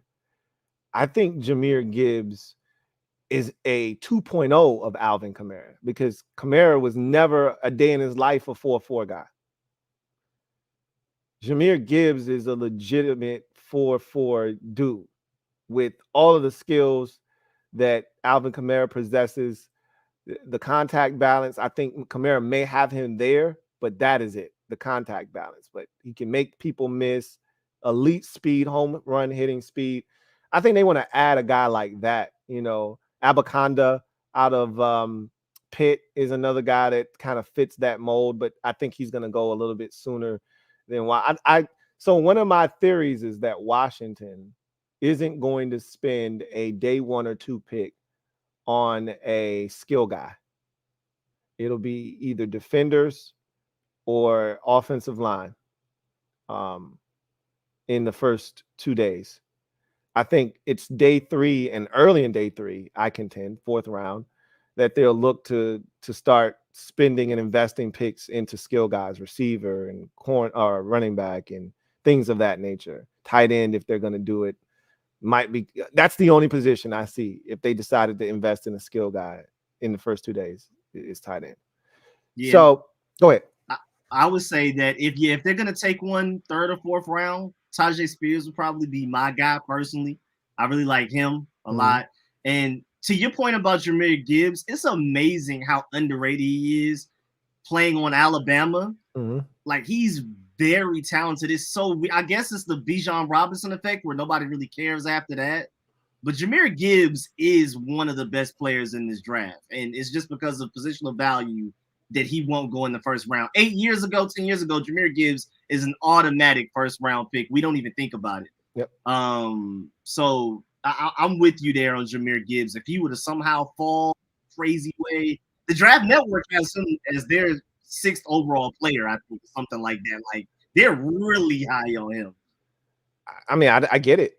I mean, I get it. I in some ways, I think he is equally as valuable as a Bijan Robinson. Now, I think Robinson's more valuable in between the tackles. Gibbs can run in between the tackles. He's not as talented in between the tackles as Bijan Robinson, but out in space, I think he's more dynamic than Bijan Robinson. He's much faster. I think he's a better receiver. And so I love him. Again, Alvin Kamara is the comp, and I love Alvin Kamara. And I tried to tell anybody that would listen back in that draft that Alvin Kamara is a first-round pick, and we've seen what his career has blossomed into. So I think the Gibbs thing is interesting because he came from Georgia Tech. So I think a lot of people really were sleeping on him because it's just 1 year at Bama. But he was the best player on their team, not named Bryce Young, if you ask me. So on the offensive side. On the offensive side of football, yeah. So and one more sleeper for running back, I have Zach Evans. Like, a lot of people kind of forgot about him. He was, for a while in the recruiting trail, he was the #1 running back in that class. Then eventually, with good reason, Bijan Robinson took him over as the #1 running back in that class when it was all settled and done. He was a Georgia Bulldog. Zach Evans got in some trouble. Kirby Smart. And Kirby Smart doesn't really turn away trouble, as we can see. Nah, not at all. Georgia's almost as chaotic as the Commanders are in college football. It's always something. Yeah. But we turned Zach Evans down. He was already committed, practicing with the team. We were like, nah, you got to go. And then I think he went to TCU. They ended up at like Ole Miss. And I think the talent is still there. I don't think they took the time to really develop him. I think he was a 5-star running back for a reason. Maybe you could take a chance on him late in the draft. I haven't heard any issues off the field wise ever since he left Georgia. But it is shocking that Kirby Smart, out of anybody, was like, nah, we can't handle this guy. But for so far, what I'm hearing lately, he's been calm, doing everything right.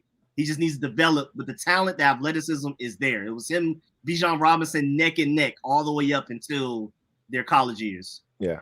And that's not lost on some teams. You know, somebody will take the kid now. Will he ever reach his full potential? Who's to say? Another guy that has some really good tape, man. It just sucks because he's so slow. He plays so much faster than his 40 time, though, is Eric Gray out of Oklahoma. Man, I love him and his tape. But what I'm looking for, because he's got the moves, he can make people miss in space. He's quicker than fast, obviously. Can catch the ball out of the backfield. Can run in between tackles and run outside. I think, though, I'm looking for some speed, man. I want a home run hitter because I know Brian Robinson isn't that. And I've said this already, though, because in watching other players indirectly, I'm running into Brian Robinson, watching games from 2021 and things of that nature. And I'm like, there's another gear that Robinson wasn't able to tap into last year because of being shot. I forgot he got shot, because he only missed 5 games, right? Well, 4. He came back week 5 against Tennessee, and he played well. So it's so easy to forget. It's almost like, oh, yeah, he had a hamstring injury or something, Like, no, he got shot last year, right? And he played pretty much the entire season minus the first 4 games. And he played well to the point where you kind of forgot. The dude got shot. He was never 100% last year. And so I'm watching him at Bama, and I'm like, there's another gear he can tap into. Now, he's not, going to run away from people, but there's more he can bring to the table. I'm excited about what year 2 of Brian Robinson looks like. But I still, and I love Antonio Gibson, and I know what he's capable of, and I want to see the full spectrum of Antonio Gibson, but I think they need to add another guy. And I don't want a 4'6" dude. Like Tajay Spears is cool, but he's like a 4'5" and some change guy. I want a legit home run threat. Like how the Cowboys are able to bring in Tony Pollard, Yeah. right? And like he touches it and it's like, yo, he can go. You better get him. He can go. I want one of them type dudes where, and you're hoping Gibson is that for us this year, but whatever it is, I just want it to be dynamic and explosive. So I'm hoping we're on the same page, but I love Eric Gray. I really, truly do. Let's get to the comment section and see what everybody's talking about. Shout out to everybody in the comment section. Shout out to everybody who is watching this thing live. We got over 560 of y'all out there. So y'all really holding us down tonight. We really appreciate y'all. So with that said, let's get into it. Trevor Patch, thank you for the super chat. Greatly appreciate you. Thank you for being a member of the MOBB. My guy Trev writes, let's dive into it. Did Lou ever give up a double O to you, Rico, for talking greasy about Amani Rodgers? I most certainly did. I don't know if it was a double O. But I definitely gave him his flowers when we were on the stream with Rio. And I said, bro, I got to stop. We got to stop right now. And I got to give you your credit. And I think I even did it here when I had everybody on the program. And I did it again. I think I've done it at least twice. It was more than once. I was about to say it was more than once. At least twice. I've said, yo, you were the one who unearthed Amani Rodgers. Because when he first brought him up, I was like, yo, he ain't making a squad, man. We got like 90 tight ends, bro. He's not making the team. He was like, yo, watch out for him. I'm trying to tell you, this dude used to be a quarterback. He's an athlete, 4'5", all of this stuff. I'm like, okay, cool. And then the dude was probably the most dynamic tight end we had last year and needed more opportunities and just didn't get it because of Scott Turner. But in any event, since you said it, I don't mind giving this up. It's definitely deserving. I don't know if I ever did it, but okay. I was wrong. There's your double O, okay? All right. So Rico deserves that. He was right about Amani Rodgers, and I absolutely love him, and I hope he gets more of an opportunity this year. CJ Shoots Photo. Thank you for the super chat. Greatly appreciate you. Thank you for being a member of the MOBB, who writes, yo, Lou, what up, Rico? It's good with you, CJ. Says, seems most believe and my money on cornerback and offensive line in the first 2 rounds. If that happens, what position would y'all target in round 3? So Rico's already answered that question. He is targeting a linebacker or an interior offensive lineman. If push comes to shove and we only have one selection, he's targeting an interior offensive lineman. And I myself personally think they're going to attack like safety, really nickel, right? That's where a Quan Martin comes into play. Maybe even a Jamie Robinson out of FSU.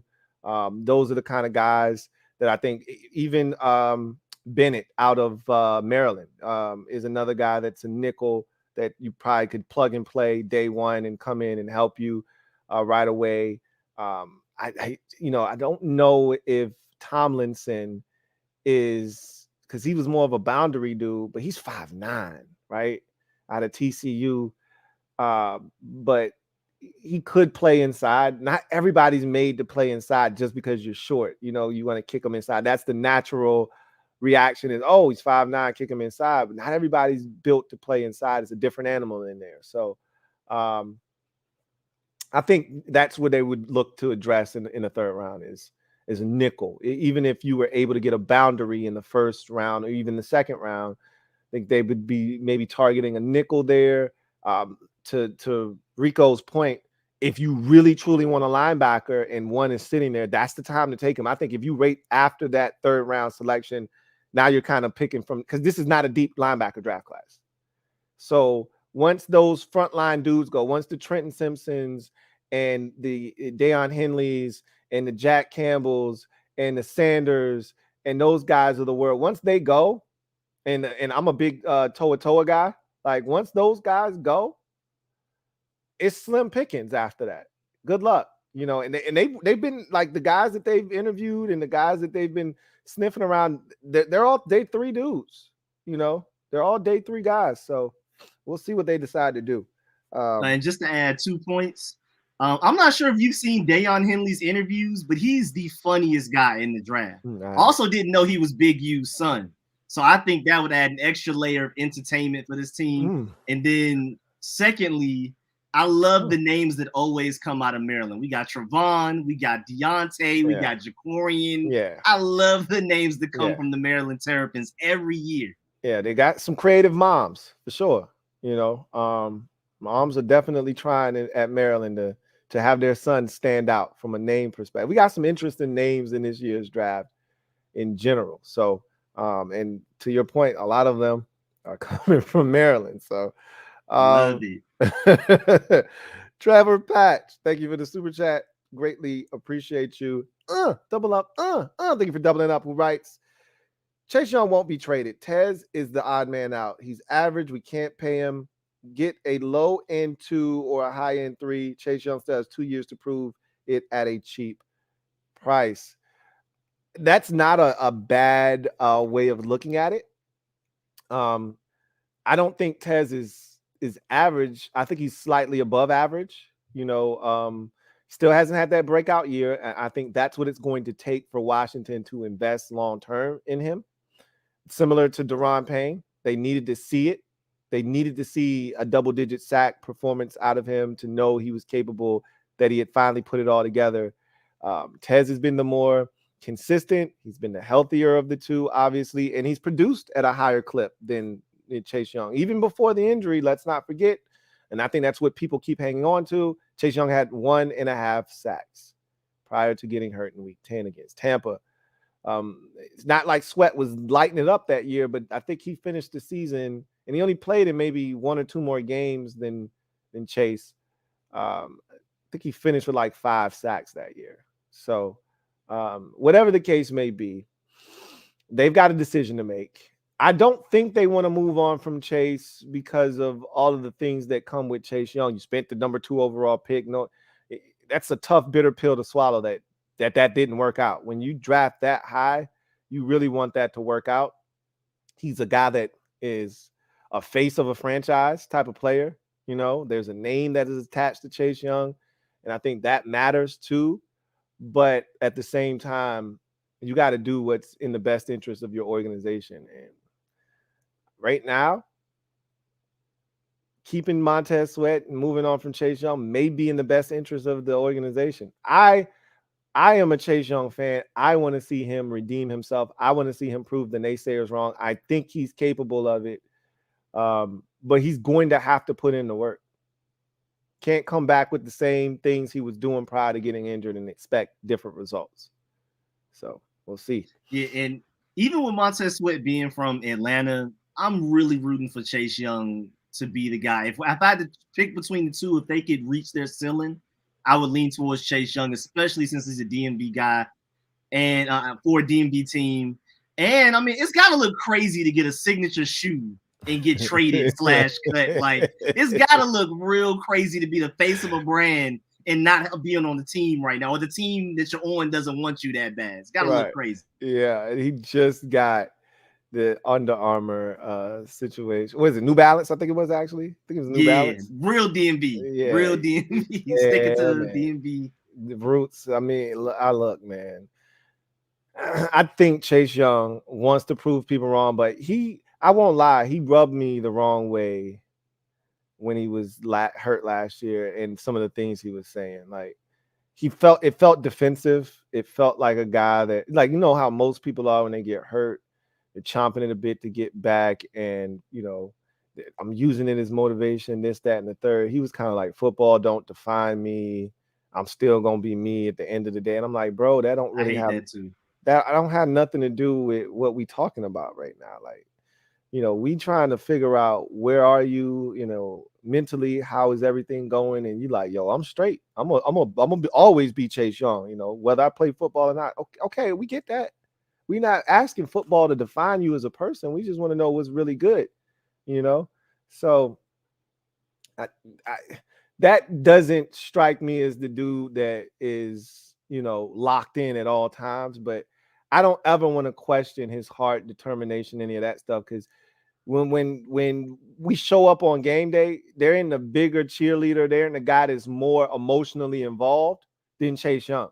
You listen to any mic'd up, if he's playing or he's not playing, Chase Young is locked in, and he's trying to rally the troops, and if he's playing, he's letting these dudes know, hey, we dogs, we got to go out here. And I just want to see him be a dog. You know, talk about being a dog. Don't talk about barking. Bite somebody. You know what I'm saying? So that's what I'm hoping we get this year.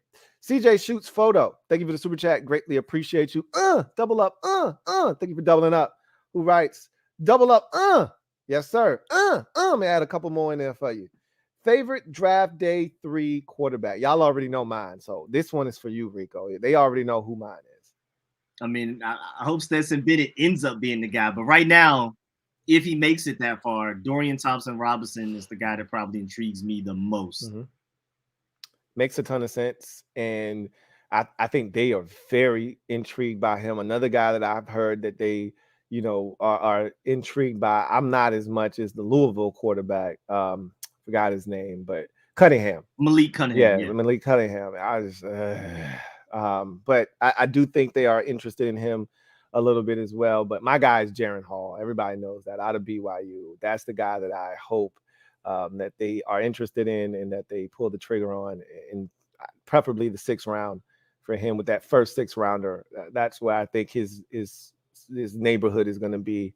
And I would love to see them take Jaren Hall. Better than Zach Wilson? Absolutely not, but he better be better than him in the NFL. Yeah, exactly. Sucks. I tell you this much. My brain works in mysterious ways. And I don't know, but I just feel like they can't draft a quarterback higher than the one that they plan to start this year. Is that dumb? Am I tripping? That's a good point. I never thought of that. I guess it doesn't really matter if they take him in the 4th round or whatever. It doesn't really matter. It's still a day 3 pick, right? But you took Sam Howell in the 5th round. Prefer his backup to be drafted, after he was drafted in the 6th round. So I would take that into consideration. Not that it should matter, not that it even does matter, but again, it's just something to throw out there. Anyway, that's a great point. I digress. Rob U, thank you for the super chat. Greatly appreciate you, my guy, Rob U. Thank you for being a member of the MOBB. Writes, what up, fellas? What's going on, Rob U? Says, really respect the work y'all put in. Hey, we appreciate you, man. Thank you so much. What are the chances of offensive tackle and guard going back-to-back in rounds 1 and 2? Rico. I think it's actually pretty high. They may love an interior offensive lineman more than even us fans think. Mm-hmm. And so the obvious choice would be the tackle in the 1st, and you would get the interior offensive lineman in the 2nd in that scenario. Mm-hmm. And I wouldn't be surprised if they just have a guy, they don't want to chance him potentially not being there with their 3rd round pick, mm-hmm. taking him in the 2nd. Like, again, we both agree, left guard, one of our bigger needs. Yep. Very underrated need. Yep. But I just wouldn't take one in the 1st round either. Yeah. Ron said that like he was giving us confidence, like he was instilling us with confidence when he said, yeah, we got Chris Paul and Sadiq Charles battling at left guard. We're like, wait, what? You got who battling at left guard? You got what battling at left guard? You can't be serious right now. Like you got to come better than that. So, I think to your point, left guard is by far and away the biggest hole we have on not just the offensive line, but the offense as it's currently constituted. So yeah, I could see it happening. I don't think they're going to take 2 offensive linemen in back-to-back rounds, but I wouldn't rule it out. It's not a 0% chance, but I think the likelihood is they're going to get a corner in one of those 2 rounds. That's the way I see it, but I wouldn't rule anything out. I would not rule anything out. Trevor Patch, thank you for the super chat. Greatly appreciate you. Double up. Thank you for doubling up. Who writes, if you think you have a QB, then you should spend the 1st pick on the 2nd hardest position in sports, linebacker. Draft Jack Campbell at 16. Instincts. You've been on Jack Campbell this entire time. They're not going to take him at 16. I assure you of that. However, he will be in play at 47. If they really truly like him, he'll be there at 47. I firmly believe that. But I don't think they're going to select him at 47. So, and I don't think he'll be there. There's an outside chance he's there at 97, but I don't think he'll be there at 97. But I could see Jack Campbell, of all those linebackers, I could see him being the one that falls to the 4th round, day 3, right? So I don't see Henley. I don't see Simpson, Toa Toa. Maybe Toa Toa, maybe because he didn't run as fast, but I love his tape. So I think he's a day 2 guy. And obviously Sanders will probably be the first linebacker taken, more likely than not. So Drew Sanders out of Arkansas. So at the end of the day, I don't think they're taking a linebacker at 16, and I don't think they're going to take Jack Campbell. So anything to add there, Rico? I mean, I just really think first round is tackle or corner. If a corner falls, I think I would bet money on either of those two, in my opinion. Just Andre, thank you for the super chat. Greatly appreciate you. Thank you for being a member of the MOBB, who writes, I'm a Maryland fan. Banks didn't have a pass rush like the other corners did. Maryland was pretty awful this season. Would love for him to come to the Commanders. I mean, that's a fair point. In college, pass rush definitely helps, just like it does in the pros. But what you find in college is that more often than not, you're getting basic coverage. Most teams in college football play cover 4, right? Cover 4, cover 3, and then you're going to get some trap coverages. So you might get some teams that get a little exotic and play a little cover 2. And then you get just straight press man-to-man, right? Or press and bail. It's not hard. It's not complicated. And the better corners usually don't get attacked. If I think you're really good, I'm just going to attack the guy on the opposite side of the field. I'm not even going to waste my time. What I find interesting with Deonte Banks is he was in a rotation at Maryland, and there would be times where he'd be on the field, and then it was like, I always find that fascinating because, in college ball it's tough because if you've got a really good program and you're recruiting big time players and talent, you got to get them on the field sooner rather than later, right? Or guys will just transfer, especially with the portal being the way it is now. Ooh. It's tough to keep guys around if you won't put them on the field.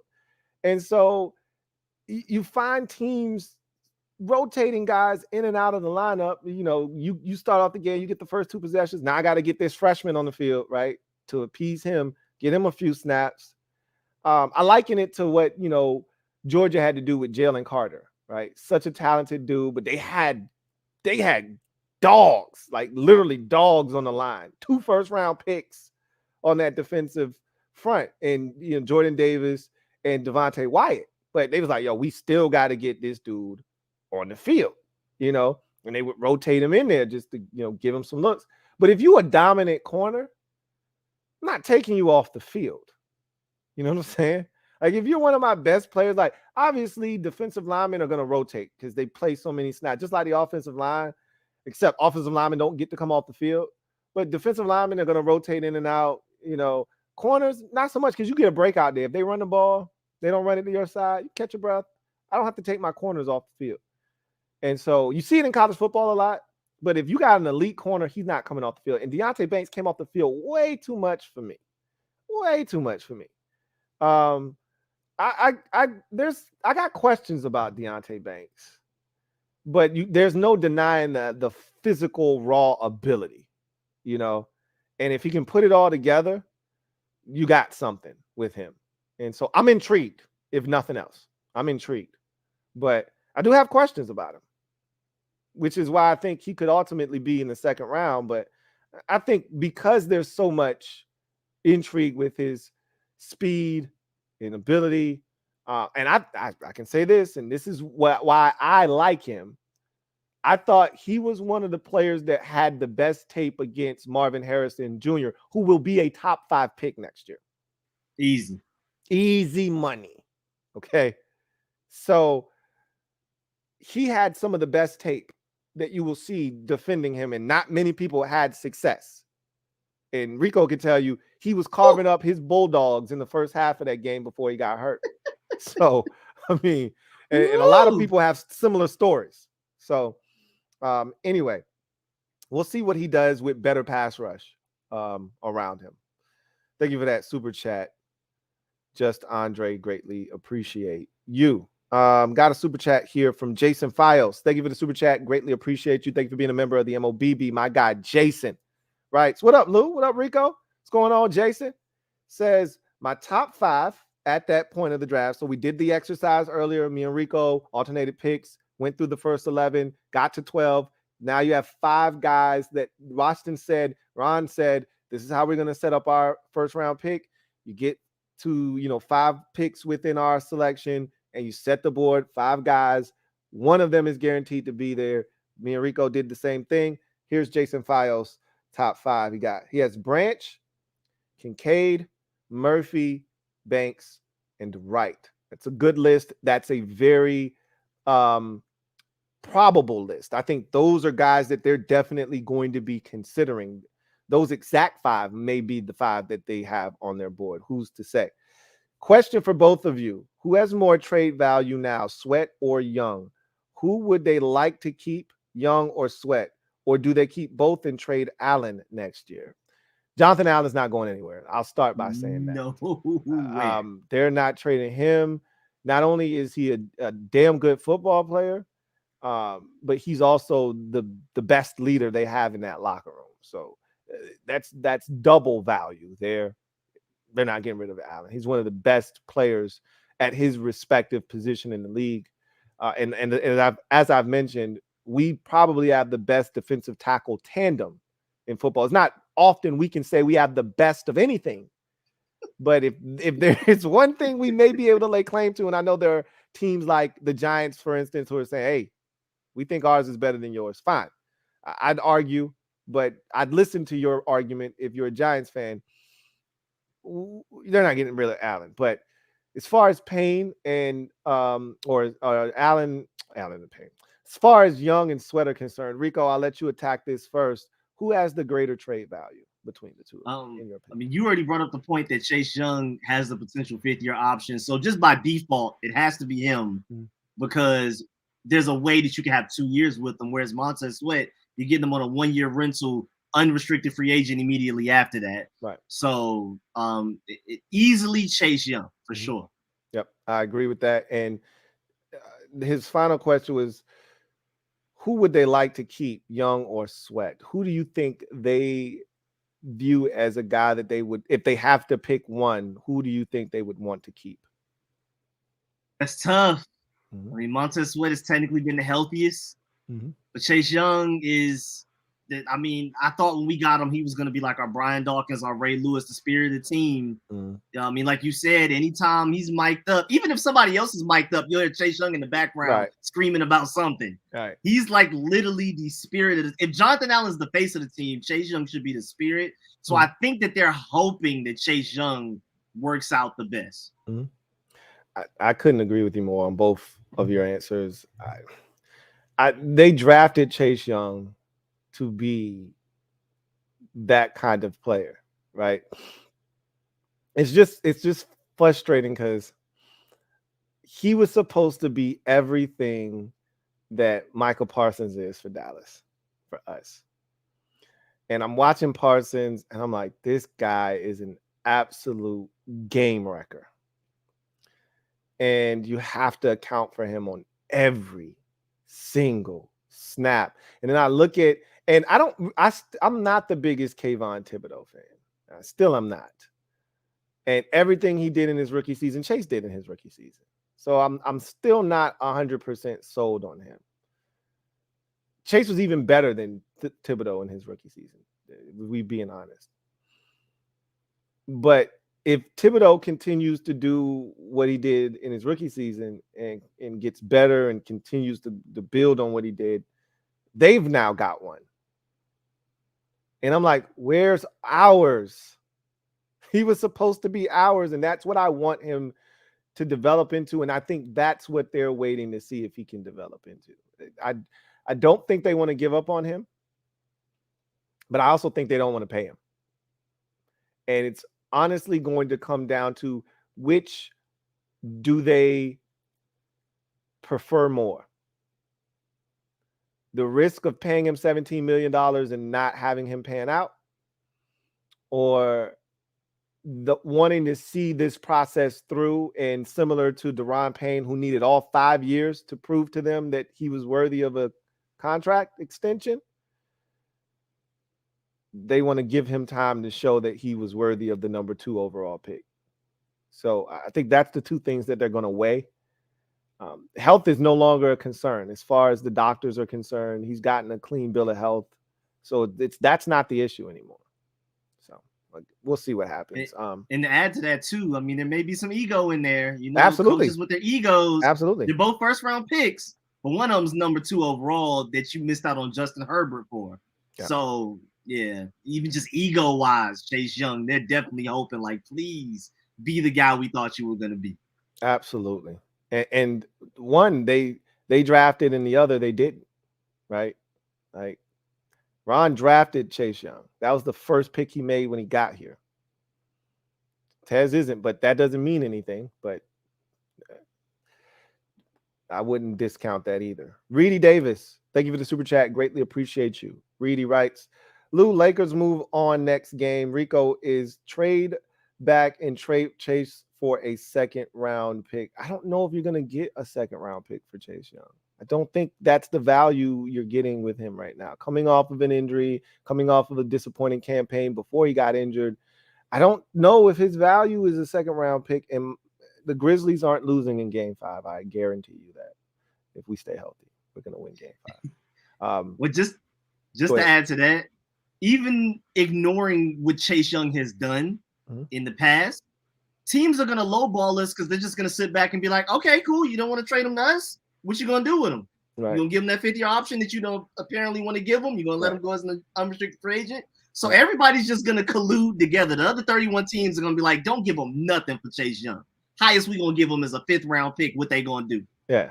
I think there's a lot of that. Like somebody's going to, because if you're in the market for Chase Young, this is as low as his stock has ever been.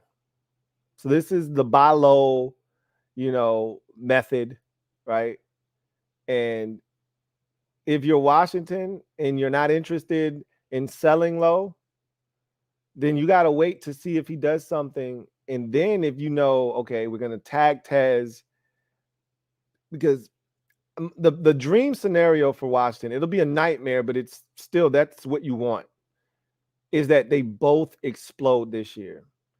Tez 12.5, Chase 14.5, or Tez 13.5 and Chase 11.5, whatever the case may be. If you get double digits out of both of them, now what? You're just going to let Tez walk in free agency? Probably not. Especially if they continue, because both of them right now are dominant, not good, dominant against the run. So if they add in the pass rush element, it's going to be tough for them to make a decision. And then you can sell high at that point. Even if you can't retain the Chase Young services, now you can recoup a second. You drafted him with the first, but you can get a second for him now. Bare minimum. Maybe, you're coming off of a double-digit sack season. You might be able to get a first-round pick for him. Probably get a first-rounder at that point, because I'm looking at it like a DeForest Buckner, Eric Armstead situation that the 49ers had, where they were able to say, we can't afford DeForest Buckner. Eric Armstead already agreed to a 6-year, $87 million deal. That's right in our wheelhouse. You want $100 and something million. We can't afford that. So let me get my first-round pick back, and you can have DeForest Buckner. And he only had 1 year left on his deal, similar to what Chase would have, and let somebody else deal with that, right? So I can see that being a situation where you sell high, but the only way that's going to happen is if Chase has a big year. If Chase has 5.5 sacks, you're right back in the same spot, and now you're saying, okay, any takers?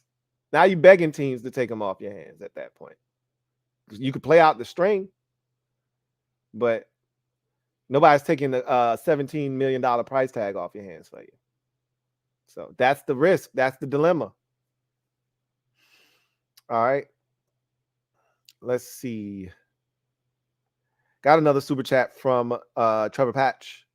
Thank you for the super chat. Greatly appreciate you. My guy Trev writes, Logan Thomas is worse than John Bates post-injury. Zach Kuntz fits Ron and Juan's tight end profile. Perfect raw score.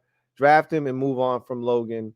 And he went to my alma mater, Old Dominion. So Kuntz was outstanding for Old Dominion. The numbers don't necessarily suggest it, but we didn't actually have a great passing attack and all of that good stuff. But he lit it up at the combine, showed his athleticism. He's a big kid. So it'll be interesting to see where he lands. This is such a deep tight end draft class. I've already said this multiple times. And that's why I feel like Washington would be remiss if they didn't get one. But I've already laid this out for you. And it's Lions season, so they could theoretically have lied to us to our face. I wouldn't mind. And still take a tight end, even in the first round, second round, whenever. But Logan Thomas, John Bates, Amani Rodgers, Cole Turner, who they drafted last year in the 5th round, and the Hodges kid out of Arizona State. They got 5 dudes that they really, really like. If you add another tight end, it's too many. And so the Hodges kids doesn't even have to be considered. That's fine. You still got 4 dudes last year that played that they really like. And don't think for 1 second you're going to be able to sneak in Amani Rodgers or, maybe Cole Turner if he doesn't do anything in the preseason. But you can't. I don't think you can sneak Amani Rodgers onto the practice squad. Nah. After what teams saw him do last year, and they look at the athletic profile, somebody's going to look at him and say, hey, he's Darren Waller in 2 years. Let me get him. So. And even Curtis Hodges, he's hurt. Yeah. You can't take him from us because he's hurt type of thing, even with him. Right. Exactly. It's the same thing we did with Cam Sims back in 2019, where he had an ankle sprain, right? Like, he could have been back in 3 weeks. They put him on IR. Like, nope. Can't touch him. Yep, Can't touch, not him. You know what I'm saying? So they really like these tight ends. I just don't see them doing anything at that particular position. I just don't. And speaking of Zach Kuntz, I actually have us taking him in the 5th round in my mock. I don't see him making it that far. Mm-hmm. Kind of wishful thinking. Yeah. But him in the 5th round would be crazy. I'm a big fan of his as well. Excellent. And that'd be a home run, in day number 3. But I just don't see them taking a tight end. It'd be nice though. It'd be nice if they considered it. But to your point, it's a lot of dudes. And like you said, they protected Curtis Hodges. They could have just said, hey, go through waivers. If it was meant to be, it'll be, right? You'll be back on the practice squad. Nah, they didn't let that happen. So yeah, we'll see. Will Kavanaugh, thank you for the super chat. Greatly appreciate you. Will writes, thank you for being a member of the MOBB as well. Writes, what up, guys? Do you see Washington making it an out of nowhere trade for Eckler or sign McKinnon? I'll let you take that one first. I'll let you tackle that one first, Rico. Nah, I don't see Eckler happening. But it's really interesting because if you do a mock draft through Pro Football Focus, I believe, they actually offer that. They offer like Austin Eckler and like their second for our first, like something crazy. Mm-hmm. And already with the problem with that, you're gonna have to pay him. That's the reason that he's Chargers are struggling to hold on to him. Yeah. So that dilemma just becomes our problem at that point. But I do see Jerick McKinnon after the draft being very possible. I think he even tweeted himself a couple of weeks ago, like the disrespect is crazy or something like that on Twitter. He's like, oh, wow, the running backs are getting signed and not me. And so I know he's looking at Eric Bieniemy like, come on now, like we buddies. All right. Come get me, man. Rock with me a little bit. Yeah. I completely agree. Austin Eckler is 0% chance anybody's trading for him. And I shouldn't say that. It's 0% chance we're trading for him. I think it's like 2% chance that anybody else trades for him. The likelihood is he's going to end up playing for the Chargers. He's already admitted as much. Like, I'm probably going to end up having to play it out here and then try to go elsewhere afterwards. because it's a double whammy. Not only you have to give up draft capital, then you have to turn around and pay him. I think somebody would be willing to pay him a little something, but I'm not giving up a pick and then paying you. That's killer, right?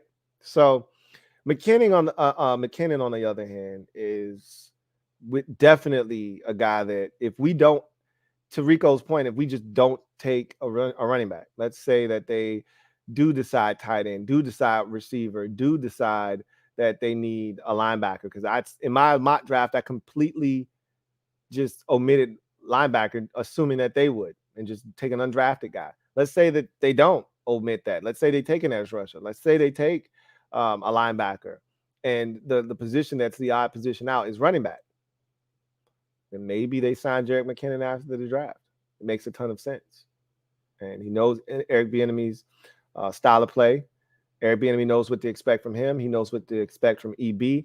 And I think he would fit in. Obviously, we don't quite know what EB's offense is going to look like. I assume it's going to look similar to some of the things they did and the concepts they ran in Kansas City, with some tweaks and, some slight changes. But McKinnon would be able to come in and pretty much understand everything that was going on. So I wouldn't rule him out.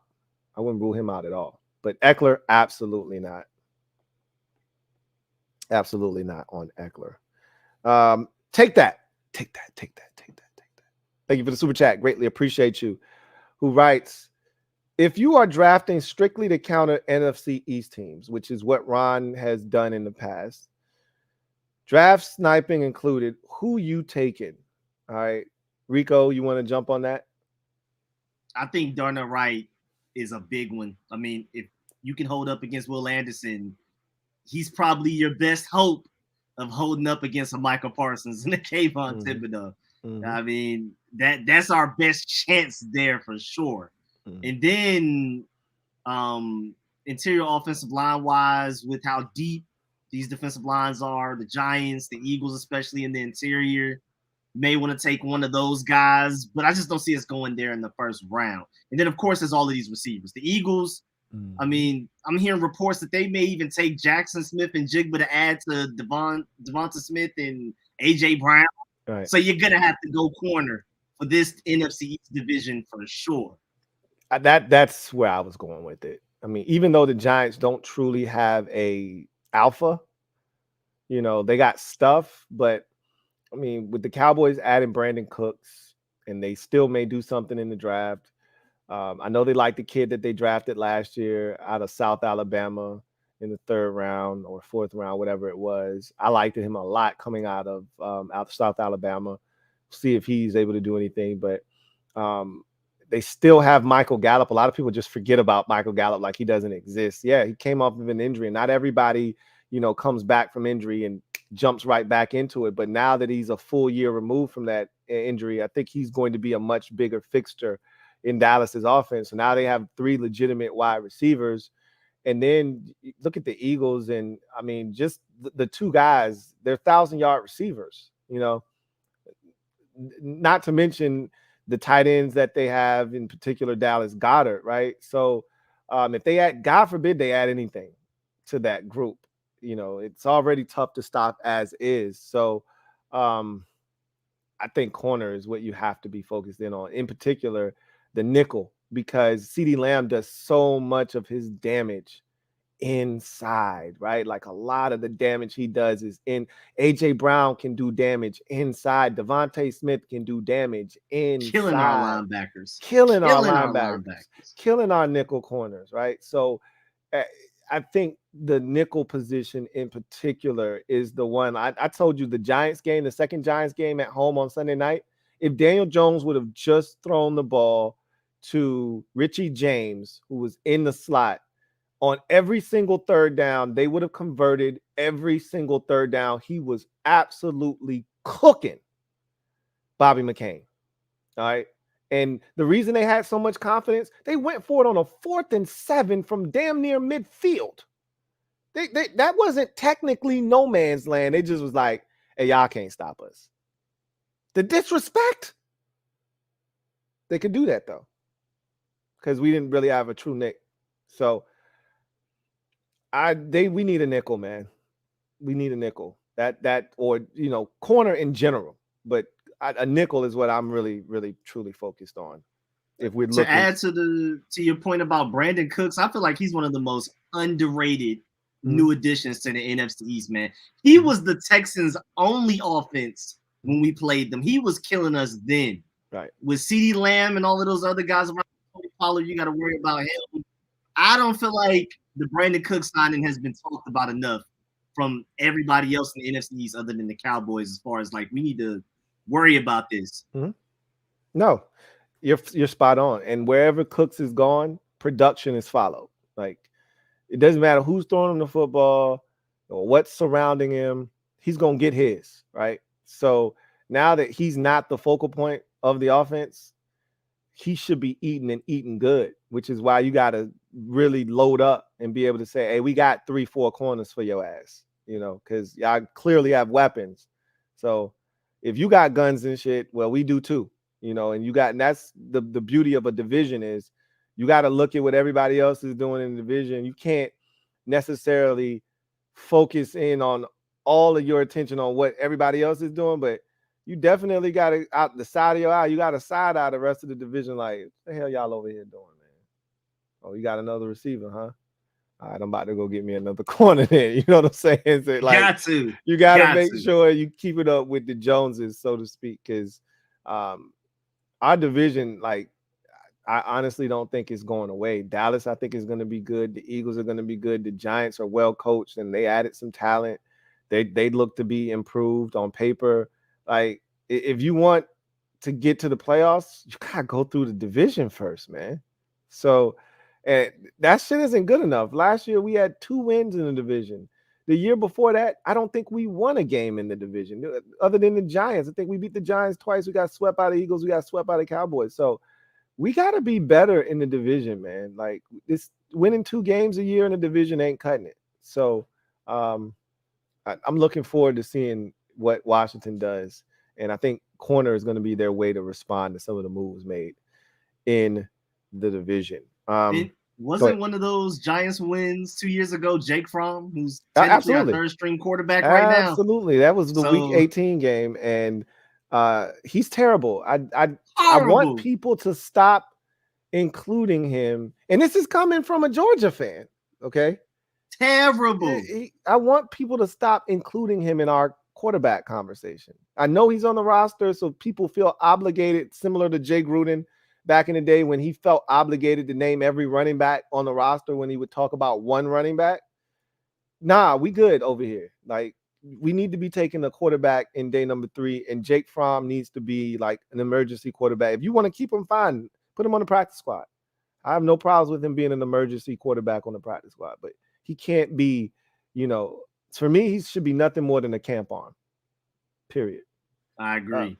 Christopher McLaughlin, thank you for the super chat. Greatly appreciate you. Thank you for being a member of the MOBB, who writes, hey, Lou and Rico, what's going on, Chris? Says, hope you both are well. Likewise. He said, Rico, enjoy your videos and game commentary. What would you both need for us to do to get a consensus A grade for the draft this year, and why? Chris's comments are always so thoughtful and well constructed. I have to give you a compliment there, Chris. Appreciate you for that. Rico, I'm gonna allow you to attack this one. I pretty much know where I want to go. I want to, let you have the floor first before I attack this one. I feel like at the very base level, you need 3 or 4 starters, like for sure, quality starters that improve your team because you drafted these guys for sure. And then for us to get an A grade, the offensive line, after going to training camp, not worried about Sam Howell getting pummeled. I feel like that's easily one of the top priorities. And we need another corner that can play significant starting level minutes, in my opinion. Those will probably be my 3 main points. You got to get 3 or 4 starters out this draft class.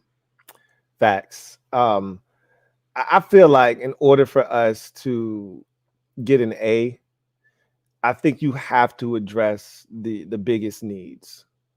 Got to come out of this thing with a bare minimum of 2 offensive linemen. and I would prefer one on the interior, one on the outside. So I mean, you could divvy it up whatever way you like.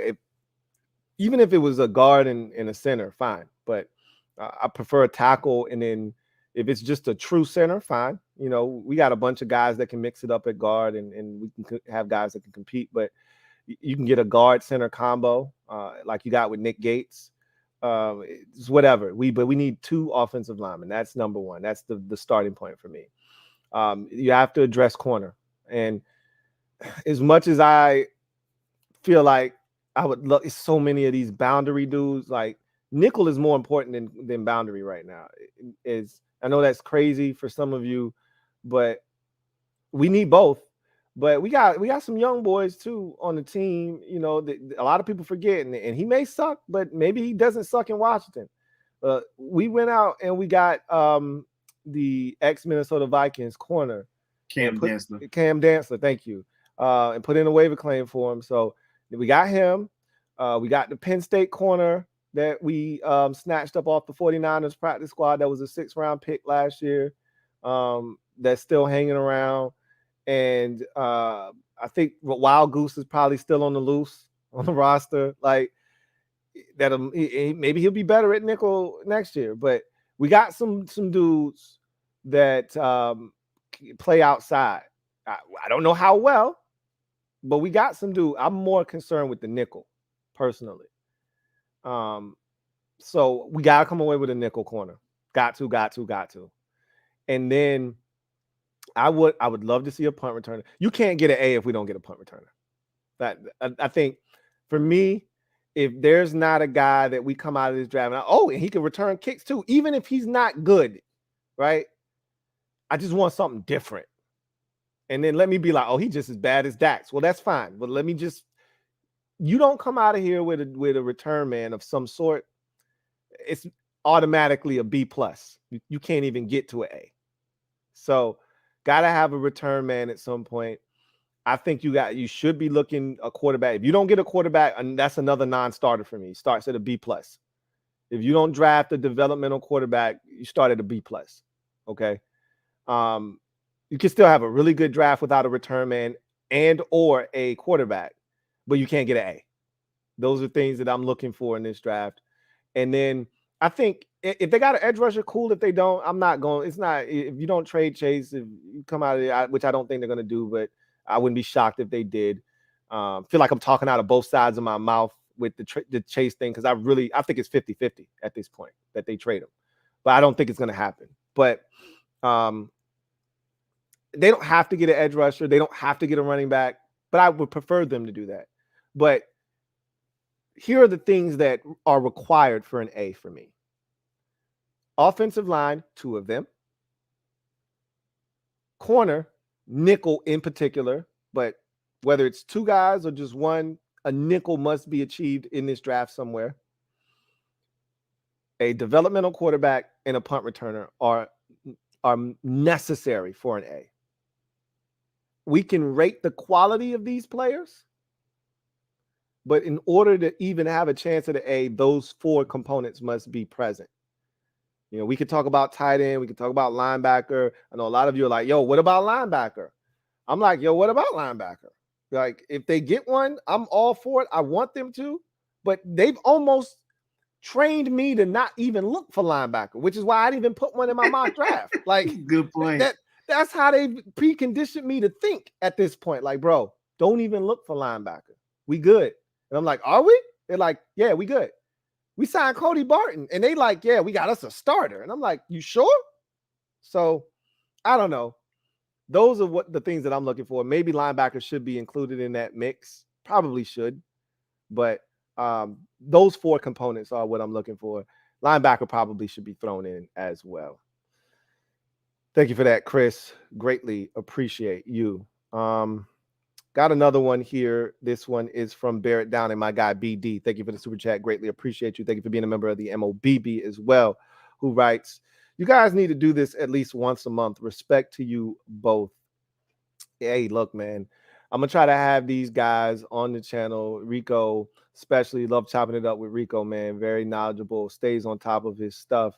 I'm going to try to have them on the channel a lot more. I'm going to start reaching out to people more because I can be a recluse. I'm not going to lie to you. I can stay to myself, do my thing, stay in my Same lane. I here. know. You know what I'm saying? I have no problems doing that. So, but I know you got to give the people what they want. And I know y'all would like to see us collab a lot more. So I'm going to try to do my part to make sure that that happens. Thank you for the support, man. As always, BD. Mr. Kendall, thank you for the super chat. Greatly appreciate you. Who writes, Bijan and Darnell Washington on the roster by Saturday gives us 11 plus wins this year. I mean, you're building, you're trying to build an all-star roster is what you're trying to do.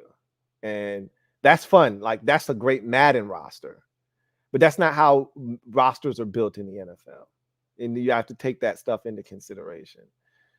They love Brian Robinson Jr. Okay. They're not going to draft a guy that is literally going to take all of his carries, not some, all, because there's not a single thing that Bijan Robinson can't do. I don't love him as a pass protector necessarily, but he's not terrible in that regard. He can get a little bit better, and most guys that come into the league can get a little bit better. But Bijan Robinson, you draft him, there's no carries for Brian Robinson. None.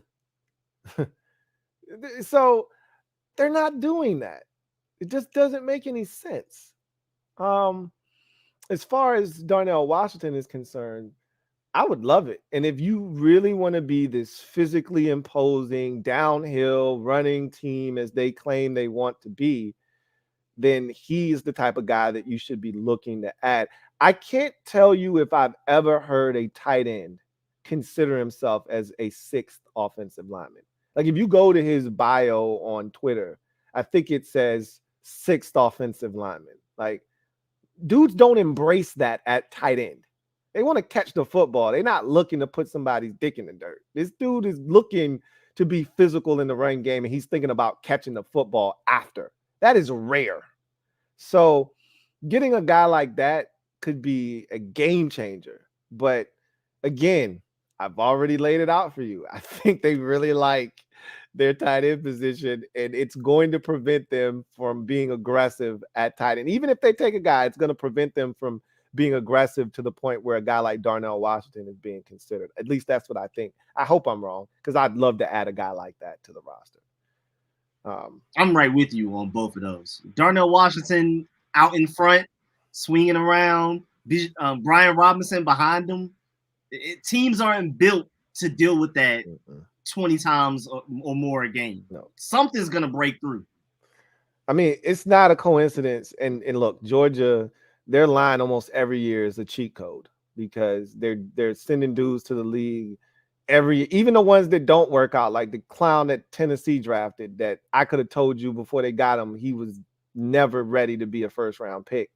But even dudes like him, still really good college football players. Like, they're churning out studs almost every year, seems like, at Georgia. And so there's a reason they run it so effectively, though. And it's because of dudes like Darnell Washington, guys like Broderick Jones. Like, they run the football because they're sending pro dudes to the league. And like Rico just said, that leaning on you 22 times a game, 25, 30 times, that's tough. That's tough. OG DMV, thank you for the super chat. Greatly appreciate you.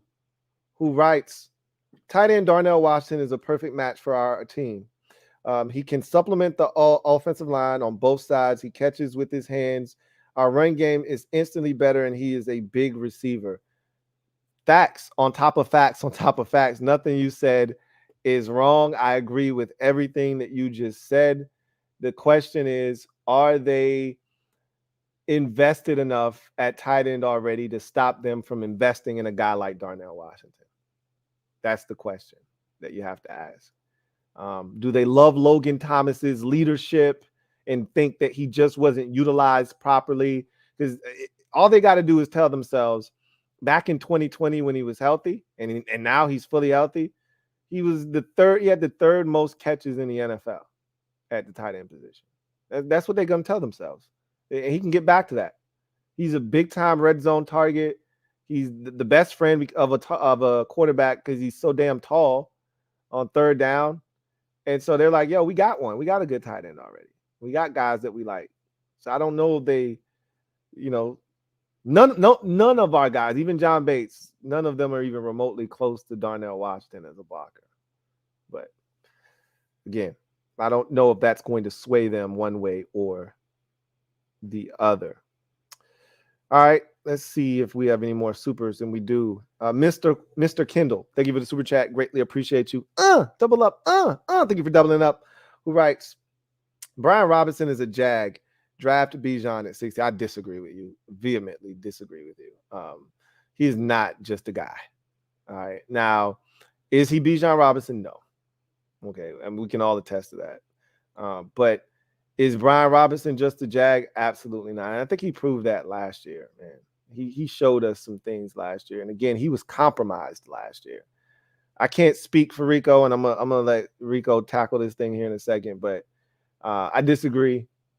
Bijan, and obviously you want Bijan, and so you don't have to demean Brian Robinson to uplift Bijan Robinson. Both of these things can be true exclusively, that Brian Robinson's a good running back, but Bijan Robinson's just better. That's true. Both of those things can be true. But the fact of the matter is they're not going to draft Bijan Robinson. Yeah, Rico. I completely agree. And even to add to your point, like, you got to go back and look at that Alabama tape to know that what he could truly be. What we saw last year is not all of Brian Robinson. Again, like you said, he got shot. He only missed 4 games. Yep. And you can kind of see throughout the season him getting a little bit more explosive, more comfortable, relying on his legs, pushing off of it and things like that. You can see him getting closer to his Alabama self as we continue throughout the season. Started to get more carries and things like that. His 3-yard runs started to turn into 8-yard runs and things like that as the season continues. So I love Brian Robinson. And I can admit, when we got him at first, I was a little iffy, like, I don't know about this. Yeah. But now I'm very happy that we have him. Yeah. I was always all in on Brian Robinson. I loved him coming out of Bama. He was one of my favorite backs in that draft class.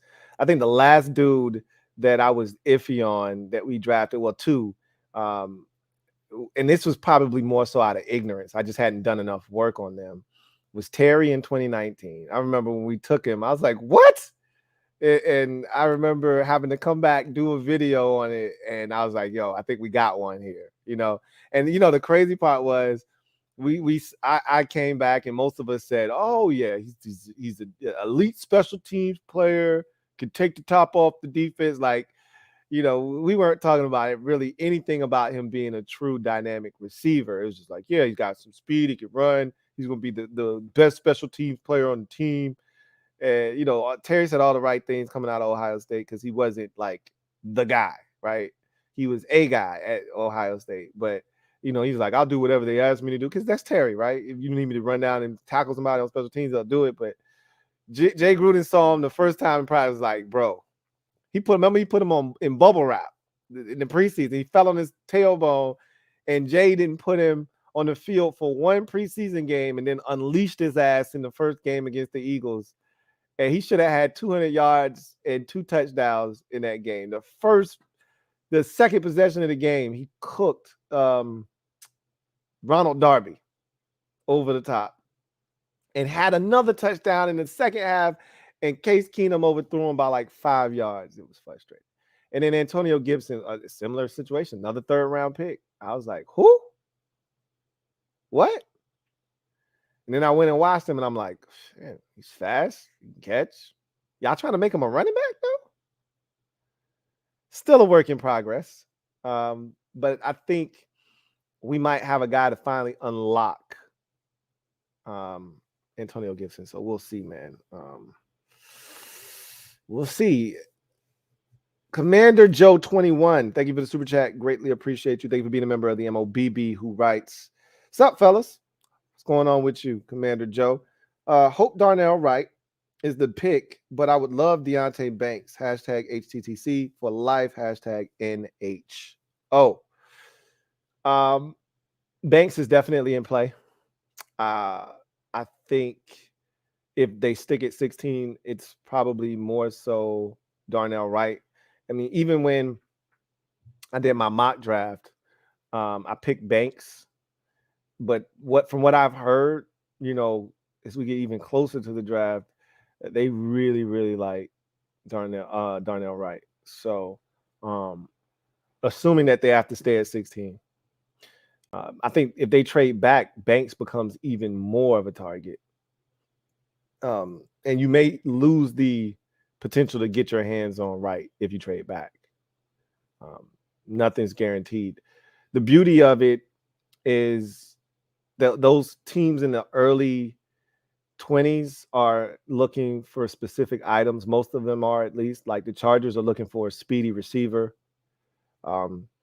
Seattle, they're not looking for an offensive lineman at 20.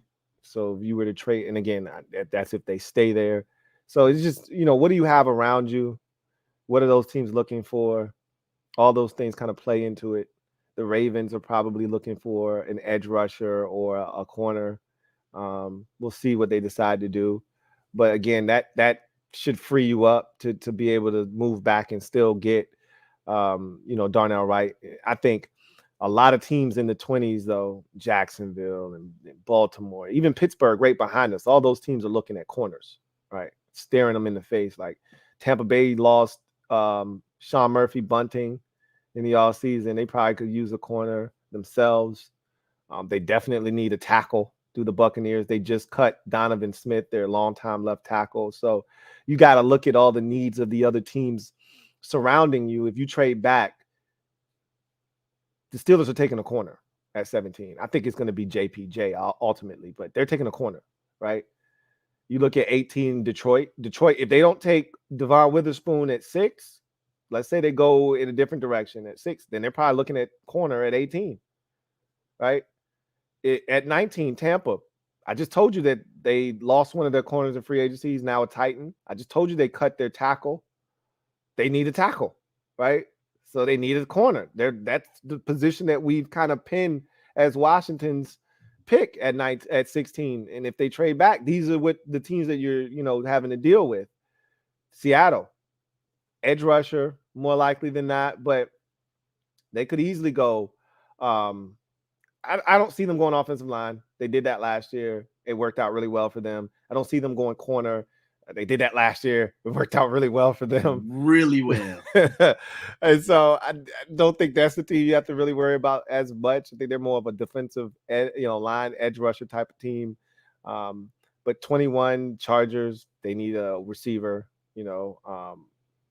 22, the Ravens are probably looking at edge rusher. Could be looking at offensive line. I never put it past Baltimore to try to get physical up front. So anyway, Jacksonville at 24 needs a corner. I could go on and on and on. The further you trade back, the less likely it is you're going to get one of these players that you truly like. So you got to be careful with that. There's a fine line and a balance of trading back and getting more picks, but also missing out on high-level talent. The biggest thing that has bothered me as a fan over the years is we've had this penchant for getting good players, but not great players. I mean, how many times have we had the blue chippers, right? Which is why I'm excited about the Allens and the Paynes of the world and guys like that. But we had Trent Williams. We had Brandon Sheriff, right? And even though I think Sheriff's slightly overrated, still one of the best guards in football. Trent Williams is the best tackle in football, right? Still. And so you had those guys. We don't usually have guys in that conversation, and trading back, having that philosophical approach in the first round usually keeps you without players like that, because you're moving away from the elite players and you're going quantity over quality. And while that is acceptable sometimes, it also puts you in a position where you've got a team full of good players instead of a team with some great players and a lot of good players. Now you just got a team full of good players. And the difference in this league is one-on-one, are your guys better than my guys? And for the most part in our division, when you look around, when we go mano a mano with Dallas and we go mano a mano with Philadelphia, Their players are just flat out better than ours. So at some point, everybody wants to trade back. Oh, trade back, trade back. That's cool if there isn't any elite talent. And at 16 in this particular draft, there probably isn't going to be anything elite there. You're not missing out on anything. But if there is something, be careful about doing that, is what I've been advocating. So Deonte Banks will definitely be in the discussion at 16, and definitely should they trade back in the first round. Chase Radar, thank you for the super chat. Greatly appreciate you. Chase Radar writes, "Sup, fellas? What's going on?" Chase Radar says, "I seen somewhere that Tez and Chase are represented by the same agent. Who is your favorite prospect in this draft overall?" I'll let you take that one first, Rico. If you have a favorite prospect, who might that be? I mean, not centered around the Commanders' needs, Jalen Carter. Not even just me being a Georgia Bulldogs fan, but I just think he's that guy. Mm-hmm. I'm not worried about the off the field issues and all that type of stuff. He's that guy. Now, as far as the Commanders' need, like best case scenario, definitely leaning towards like Devon Witherspoon, Christian Gonzalez, and I'm really high on Darnell Wright. I think he's that guy. I don't even care if you think he's only a right tackle. All pro right tackle, in my opinion. And to your point, you can get blue chip players, all pros. Doesn't matter if it's a right tackle versus a left tackle. It's an all pro player. I think Darnell Wright can be that great. Lucky to have him at 16. I think my favorite player in this entire draft, and people that have watched my podcast know this because I've talked about him a number of times. I just really like him a lot. And I think if he's on the right team, he's going to do damage in this league. And it's Tank Dell, the receiver out of Houston. Not the fastest dude in the world, but he's plenty fast. And it's crazy because I don't think his 40 time at the combine matches the play speed at all. But his ability to make guys miss in phone booth like space is ridiculous. He doesn't break stride when he's making cuts, and he can string multiple cuts together. He turns into a punt returner every time he touches the football, which he can be a dynamic punt returner, which is part of the reason why I love him. And I think he is just scratching the surface as a receiver. And he put up monster numbers this past year at Houston with a quarterback that I think a lot of teams are going to be taking a look at in day number 3 of the draft as well. That's my favorite player. And it kind of fits the need for the Commanders, but his body type doesn't fit, I think, what they're looking for. To Rico's point, I think they're looking for a big receiver, and Tank Dell is not that. But love Tank Dell all the same. As far as Chase and Montez being represented by the same agent, I'm not sure about that. I can't confirm nor deny that. I wouldn't be shocked if they are represented by the same agent. Those dudes are best friends on the team. So I wouldn't be shocked if they're handled by the same representation. A lot of these players run into these agents when they're, in college, and, I wouldn't be shocked if they have the same representation. Can that matter? Sure, it can matter, because their agent will know what the team is thinking about both of them. So could that be problematic? Sure. Could it also help? Yep, it could. You just never know. Let's see. Got a super chat here from Nicholas Bouvia. Thank you for the super chat. Greatly appreciate you, Nicholas. Right. First of all, thank you for being a member of the MOBB. My guy Nick B writes, "What up, fellas?" What's up, Nick?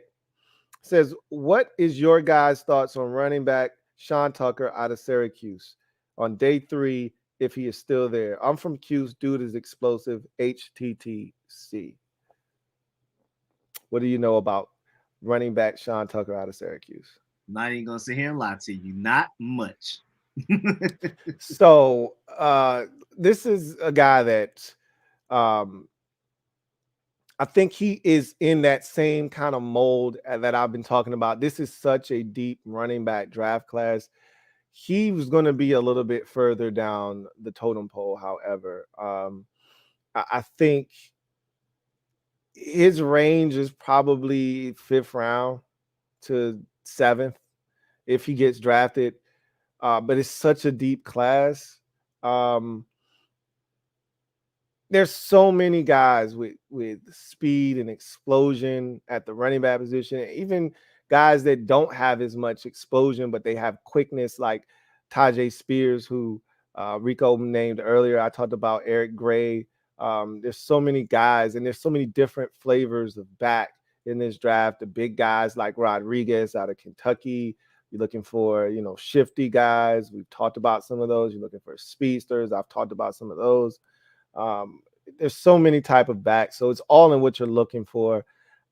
I can't see him being a guy that is highly sought after. Obviously, as you mentioned, he's a day 3 prospect. I would probably venture to say late in the draft. 5th round is probably when he starts being mentioned and in consideration. But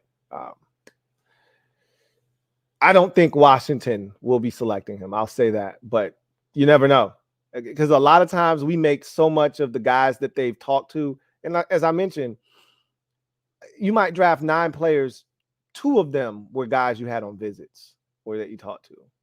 So it's usually guys that you don't talk to, or because if you're confident in a player and you've talked to enough people and they give you the green light, you don't need to bring them in for one of your official 30s, right? You don't need to draw more attention to that player and have people saying, well, he spent an extra 15 minutes with, Washington. You don't need that, right? You don't need that kind of heat, that kind of smoke, because it's the littlest thing that draws a team to say, hey, we need to get in front of Washington to get our guy. We know they're interested. So you try to play it low key, like, man, I ain't even sweating him. I wasn't even here for him. Like Rico talked about with the guard from Oregon, like, Alex man, we here for Gonzalez, man. We ain't even worried about Forsyth, right? What you talking about, man? We here for Gonzalez, right? But they all along they checking out Forsyth, like, hey, man, if he's there in XYZ round, we pulling the trigger on this dude. So you try to play it cool, low key. So you never know. But late round. Thank you for the super chat, Nick. Starface, thank you for the super chat. Greatly appreciate you. Thank you for being a member of the MOBB, who writes, Drew Sanders reminds me of Parsons. Get him at 47. He's not Parsons. Drew Sanders is a lot of things, but he's not as explosive. But what's fun about Drew Sanders is he can rush off the edge. You know who he reminds me of? And I told you my favorite thing to do is comp guys. He reminds me of my man Tremaine Edmonds from the Bills. Okay, yeah. So Tremaine Edmonds coming out of Virginia Tech could rush the quarterback. Like, that was the thing they would do with him on third downs. They would line him up on the edge in the non-tech, and he would just rush off the edge, and he was getting home. And I was thinking, like, I wanted him so bad. Y'all remember that draft in 2018 with Daron Payne and how I lost my shit. Part of the reason I lost it was because I wanted Tremaine Edmonds so badly, because I saw potential in him being like a Michael Parsons type, where you could line him up off the ball, but if you needed to in passing situations, you could line him up as a passer. You could move him around. You could be blitzing off the left, the right, the A gap, the B gap. He'd be coming all over the place. And they just like, nah, in Buffalo, nah. He's just a middle linebacker, off the ball backer. That's it. I'm like, and it turned into a damn good one, but I thought there was more to tap into. Drew Sanders is the same exact way. You look at his numbers and you're like, damn, he got 9 sacks. He got 7 sacks. You're like, whoa, that's a lot of sacks for it, because they rushing him like an edge rusher. 3rd and 8, they just line him up at the 9-tech and say, bro, go get him. And he bull rushing the hell out of these tackles and tight ends and putting them right in the lap of the quarterback, attacking the A gap, attacking the B gap, the C gap. And you're like, yo, this is some pretty aggressive shit here. This is good stuff. But he's not Michael Parsons. Let's not get carried away, man. Like, Michael Parsons ran like a 4.35 40 or whatever. Like, Drew Sanders ain't that kind of an athlete. He's a good athlete. He ain't that. But I think you're just trying to point out that he has some of the similar traits in terms of his ability to rush and cover. But he's not the athlete that Michael Parsons is. I don't know if you want to add to that or not, Rico. Yeah, I agree. Drew Sanders, I can see the Tremaine Edmonds. Like, I mean, if he's as good as Tremaine Edmonds, I'm taking him in the first round. But I Yeah. do see a lot of Tremaine Edmonds things in him for sure, especially ability to rush the passer. And I completely agree. He's not Michael Parsons. Michael Parsons is a once in a while, few drafts type athlete. And I mean, I wanted Michael Parsons so bad in the draft that he went in. I was willing to trade up for him. I didn't think he would be this edge rusher, but he was like my ideal. We never have to think about linebacker again type of linebacker prospect. I really wanted him. And then he took it to another level, being one of the best pass rushers in the NFL as well. It's hard to compare anybody to that, just in general. Yeah. And he's got to want to as well to be great. That is undeniable. So he's only going to get better. And then another thing about Drew Sanders that kind of fits that Tremaine Edmonds conversation is size. Like Drew Sanders is 6'4". He's a big inside backer, right? Tremaine Edmonds is 6'4", 6'5". Like, so the body type, all of it fits, fits. Starface, once again, thank you for the super chat. Greatly appreciate you. Double up. Thank you for doubling up. I feel like this is a triple up. Might have been from the podcast earlier, but whatever the case may be, thank you so much for the support. Rights. We have to trade back and get Kincaid in the 20s. I think if you trade back, Kincaid could be gone because I think the Lions are going to take a tight end in the first round. Now, is it Kincaid? Is it Mayer? I think Mayer more so fits. I think Washington probably fits more so than any of these dudes in Detroit with how they want to run the football and be physical and all of that stuff, biting kneecaps and all of that. That's Darnell Washington. However, the further back you go, the more likely it is you miss out on a guy. This is what I'm talking about. For those of you who of the trade back mentality, you can't usually, I can't say that you can't have it both ways because we had it both ways with Jahan last year, right? Traded back and you got a really good player. You can do that again. But if there's a specific guy that you're targeting, trading back lessens the likelihood that that guy's available. But Kincaid, I think, will be available in the 20s. If he's somehow, like if Green Bay is like, now we good on tight end, we're going to take a different position, then because 13, I think I can't say 13 is too high, and then Green Bay, I had them taking them at 15. Whoa, 2 spots. Like if they really like the tight end, they're gonna take them at 13, right? If I had them taking them at 15. If they can, if he gets past a certain point in the draft, I think it's pretty safe to say that he'll be in the 20s.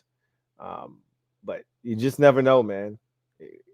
This league is turning into a mismatch league in terms of creating obvious mismatches that you can take full advantage of. And I don't think there's a position in the league that is harder to match up with than tight end.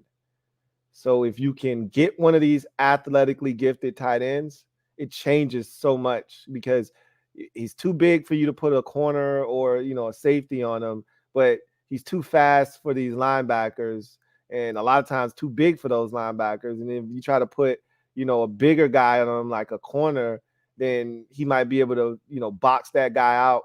And the linebackers usually aren't good enough athletes to keep up with him. So these tight ends are becoming those chess pieces that teams move around and create these matchups. So Kincaid would be an awesome addition. I just don't know if they're in that mindset. Yeah, to add to that, to your tight end argument, that I mean, who out of anybody has shown that they know how to get the most out of a tight end in the receiving game, and that's Eric Ginn. So there are points there, but yeah, I agree with you. Like, we have bigger needs, and I think Dalton Kincaid is going to go somewhere amazing for somebody, but it's just not going to be here. Highly doubt it. Yeah, I couldn't agree with you more. Big time. Got a super chat here from Red Wings 01. Thank you for the super chat. Greatly appreciate you. Thank you for being a member of the MOBB, who writes, any late round linebackers you got your eye on? Rico, any late round backers you got your eye on? Again, Kyle Soley in my final mock draft. Big fan of his. Commanders have shown interest. I mean, like you said, though, we got to kind of take these private visits with a grain of salt, because it does kind of put out the BP to everybody. We like this guy, so if you're interested in him, you may want to take him before we get a chance to. But at the same time, on the other side, sometimes they bring guys in so they can do their own physical with them and talk to them, see how their measurables actually are, and have them in the building, talk to them face to face. So I think Kyle Soley could be that guy. We need a bigger guy. Jamin Davis and Cody Barton are almost the same mold, like sideline to sideline speed, potentially some good coverage guys, kind of will linebacker-ish, even though Cody Barton had developed later on in the Seahawks season as a better run defender, but he's not a certified guy. I think Kyle Soley, with him being 6'3", 230-something, is like a different type of linebacker than we currently have. Because Khaleke Hudson is a linebacker safety hybrid. We don't have that true, other than David Mayo, that true run stopper yet. Kyle could essentially be that guy. When I was doing my mock draft, my Washington mock draft, that's where I got hung up, which is part of the reason why I didn't take a linebacker, because, and I think that's ultimately the reason why Washington won't take one, is because when they're finally ready to sit down and kind of assess the linebacker position, there just won't be anything left worth taking. Because as Rico said, the later you get into the draft, now you're looking for tools. At that point, you're no longer concerned about need as much as let's just get the most talented guy we can get that's left on the board. We'll figure the rest out later. But you don't want to be reaching for needs at pick 215. Like at that point, let's just get a talented dude. And I've always contended that's when you draft the guy with some off the field issues or the guy with the medical, but he's a super freak athlete, whatever, the guy that just made the transition from receiver from corner or vice versa. That's super raw, but you see the skill set, you see the intangibles. You just got to coach him up, right? Like that's when you should be looking for those types of players. I got to the end of my mock draft, and I'm trying to find an Owen Papo out of Auburn, right? Like somebody like that. They just weren't available. I got to the 5th round, and they were all gone by then. Ventrell Miller out of Florida is a guy that I know they like and they were interested in, and they talked to several times. And I'm like, I'm kind of good on him. Even he wasn't available in my mock draft. So I don't know. The later you get into the draft, I don't know if these guys will be available or not, but those are two names that stand out as guys that I think are smart football players, that they, Papo is an athlete. I think there are some things there that are missing with his game that make me question, is he the right guy for the job? But there's no doubting his athleticism and his ability to be a playmaker. But I think he's so mechanical. He thinks so much. You can tell that he's a little rough around the edges. They'd have to smooth that out. Ventrell Miller is probably more natural, but he's not the athlete. So there's a give and take. As you get deeper into the draft, that's what you're kind of pretty much having to decide. Nope, not fast. Now you're getting into the 4.7 guys, the 4.8 guys, and you're like, but they're super smart. They know where to be. And I've said this at linebacker, if there's one position that speed is overrated, it's linebacker, because even though we prefer the 4.4 guy over the 4.6 guy, the 4.6 guy may know where to be and get there faster than the 4.4 guy. Sean Lee. Again, we see it all the time. Guys that do the work, that put in the film study, that know where the play is going before the ball is snapped, and have no hesitation. They trigger downhill. They find themselves in it. I'm going to tell you right now, David Mayo, slow is his last name, okay? Just slow as a glob of mayo. But I tell you what, when he triggers run downhill, his ass is in the backfield. Like, I trust David Mayo in the run game. My problem is you got David Mayo in the pass game. He looks like he about to blow a damn gasket trying to keep up with these, tight ends and running backs. But he gets to the other side of the line of scrimmage. So there's something to be said about guys that can find the football and know what they're doing. And maybe you get lucky and find one of those. The Lions got lucky with the kid last year, Malcolm Rodriguez. And I think he was a 6th or a 7th round pick. Why we can't get one of them? We'll see. Coach Kev, thank you for the super chat. Greatly appreciate you. Coach Kev writes, Hey, Lou, you know when Rico falls in love with the players, is as good as gold. 2 Darnells equals the playoffs. I agree. I agree to 2 Darnells Yeah. wholeheartedly. Hey, look, man. After Rico dropped the Amani Rogers, and it wasn't just that he pulled Amani Rogers out of the hat. It was he was undrafted. Like, do you know how much has to go right for that? And Rico could not have foreseen everything that was going to happen. But he was like, look, I just know the dude is talented. That's all I know. So, because I'm gonna be honest with you. I'm not the biggest undrafted dude. You know, I get the list after it's all said and done, dust settles, smoke clears. I look at the list. I'm like, does any of these names stand out? If they don't, I'm like, okay, cool, I'm good. Rico clearly took the time to go through each of those names and see what these guys were about. I was like, anybody up here? I know Drew White. I know this guy. No, actually, I actually got pretty lucky with Armani Rogers because I really wanted him before the draft. When we got him as an undrafted free agent, yeah, I like almost lost it because I thought we would have to take him in like the sixth or seventh round. So yeah, it wasn't even like I looked at the undrafted free agent because I'm like you. I just look at the list and like, okay, but he just happened to be somebody I wanted before we even got him. I was like, please get this guy. And the fact that we got him as an undrafted free agent was just so beautiful. It was so poetic for me. And then with him to do what he did in preseason against the Panthers, it's like, thank you. Yeah. I mean, that was icing on the cake for the draft for you. He was like an extension of the draft, you know. That was like an 8th round draft. 8th round pick. I was just hey, that was pretty dope, man. It's always good when a plan comes together. Spence Kalis, thank you for the super chat. Greatly appreciate you, my guy. Spence writes, sorry if I already asked, how much time does Howell get? As in, like, time, you know, whether he's having some poor games, things of that nature. How long is his leash? Is that essentially what you're asking? I'm assuming that. To me, there's no reason for him to not get all 17 games. I mean, what reason is there for him to not start, whether he stinks or not? Like, I treat it like, and I do realize that the Texans at one point did bench Davis Mills, but for what? Do you have another young quarterback that you want to showcase? Like, we don't need to see Jacoby Brissett at all. I mean, if I'll just put it to you this way. If Sam Howell doesn't work, Ron's fired anyway. He's fired anyway.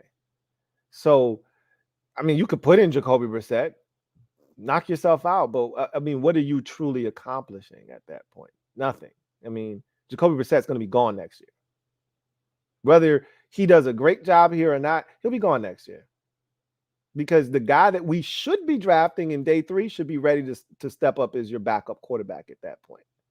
So there's no reason for you to put Jacoby Brissett in the game. We know what he is. They keep talking to me about, he's coming off of his best year of his career. Okay, spare me. Okay, save the foolishness. Okay, we don't care. Jacoby Brissett's best is still 7 wins for this team. So if Sam Howell has a stinker of a game or he has 2 stinkers in a row, okay, let's see him work through it. You know, those happen in the NFL. Dak Prescott led the NFL in interceptions last year. Let's see how he bounces back. You know, got to give him an opportunity to make mistakes. He had a terrible interception against the Cowboys in Week 18. A horrible interception that you cannot throw into triple coverage. Like, if that dude didn't catch it, the guy behind him catches it, or the guy in front of him, like, somebody was going to catch that ball, not wearing a white uniform. Okay. There was a bad, but he's going to make mistakes. So let him make those mistakes. Let him correct those mistakes. Let him grow from those mistakes and see what it becomes, right? So I think his leash is the entire season, personally. But, you know, we'll see what happens. I completely agree. He give him the whole season, ups and downs, whatever happens. And then you have a better idea of what you need to prioritize going into the next draft. I'm not saying we're going to get Caleb Williams or Drake May because I think our roster is just too talented, even if Sam Howell doesn't work out, for us to be in range to get those guys. But still, let them ride with him till the wheels fall off, and whatever happens, happens. We'll address it in the draft, the following draft. And that's it. Man, I wanted to not like both of those dudes. Caleb Williams comes off to me as arrogant. You know, he's talking about he's Mahomes and all of this stuff. And I'm like, bro, what? He's good. Man, he's good. I wanted to not like Drake May because everybody's like, yeah, he's better than Sam Howell, blah, blah, blah, blah. So I was like, let me go check this because I really haven't watched Drake May. I hadn't watched him at all, honestly. So I went and watched him. And I see this tall, real skinny kid. I'm like, he's not even no athlete for real. And then he had a couple of carries where he ran. I'm like, that wasn't bad. And then he had a couple of throws, and I'm like, damn, those are some good throws. Then I watched some more, and I'm like, damn, he good too. I see it now. So, like, both of those dudes looked apart, man. Like, damn, they look good. I'm hoping Sam, my eye was wandering for a little bit, man. Sam's over there saying, your eyes better not wander when you're walking next to me. So I'm like, all right, man, I'm going to keep my eyes forward and we're going to do this thing, man. But I hope Sam turns out well so I can stop looking at these minors, man. I don't like looking at underage dudes, but those guys are pretty damn good. No, you haven't watched them. I'm just going to let y'all know. It's worthy of the hype. And just to put it in perspective, Sam Howell is easily our best case scenario if he works out. Yeah. Because if he doesn't, you have to spend a first round pick on quarterback. Mm-hmm. And whatever other scenario you have, he's the rookie contract for another 3 years, guys. So you can still continue to. I mean, the only reason we're even having a debate on whether we can pay Chase Young and Montez Sweat is because Sam Howell's on that rookie deal. That's right. If Sam Howell's getting the money that Jalen Hurts is getting, Daniel Jones or Dak Prescott, we may not be able to keep either of the two. Right. And so him working out is easily by far our best case scenario, and every fan needs to be rooting for that. I don't care who you like, who you want. Sam Howell working out and being at the very least a top 15 average quarterback is our best case scenario right now. Absolutely. Well said. I don't even need to add anything to that. Take command for life. Thank you for the super chat. Greatly appreciate you. Double up. Thank you for doubling up. Who writes, what up, Luke? What's going on, man? He says, what up, Rico? Good to see the GOATs of Washington content creators together again, man. We appreciate you coming out and supporting the movement, man. Really, truly do appreciate you. Zoe Life, No Life. Thank you for the super chat. Greatly appreciate you. Who writes, hey, Rico, LT. With your point for Chase Young being lowballed, do you not see Chase Young as being a sweetener for trading down? Again, if you're trading, and you say down, you mean like into the top 10 or whatever. Because I've seen trades where like Indy is, we're trading up to 4 or whatever, and with Indy, and part of the deal is obviously 16 Chase Young and a day 3 pick or whatever. I've seen like these types of suggestions. I don't think that's going to happen. I don't think anybody's looking or checking for Chase Young in that regard, where you're looking to move out of the top 10 and allow Washington to move into the top 10. I've already talked about Martin Mayhew's, perspective on trading up. He doesn't really subscribe to that. And if they are going to trade up, it's got to be for a guy that, as he said, is a consensus. Everybody in the room agrees we got to have this guy. I don't think there's going to be a player in this draft that prompts them to do that. So I don't see him being a sweetener in a deal. And I mean, technically speaking, how much is he sweetening the deal right now? I told you, I think his value might be a 4th at a best right now, but probably more like a 5th round pick right now. Like, how much are you sweetening the deal with Chase Young? Because 16 in Chase Young isn't enough to satisfy going into the top 10. I don't think, if I'm at Atlanta at 8, moving back 8 spots, and getting Chase Young, who they need a defensive end in the worst way, that's still not enough for me to come out of 8, moving back to 16. You giving me the 16th pick in Chase Young. It's not enough. You're still gonna have to give me your compensatory third or something to that effect to even it out, right? So I don't see how much of a sweetener he can be right now. Maybe next year, sure. But this year, coming off the injury, he's gonna have to prove it to people that, I mean, that's why I said it'd be, if somebody trades for him, they're buying low. They're saying, hey, I see a pink tag on this 99 right here. You trying to sell this? You know? And you like, yeah, I'm trying to get rid of it. We got some new stuff coming in the spring. We need this floor space. So, you know, you got an offer in mind? And they're like, yeah, I mean, I like this little 5th round tag you got up here. Can I get this?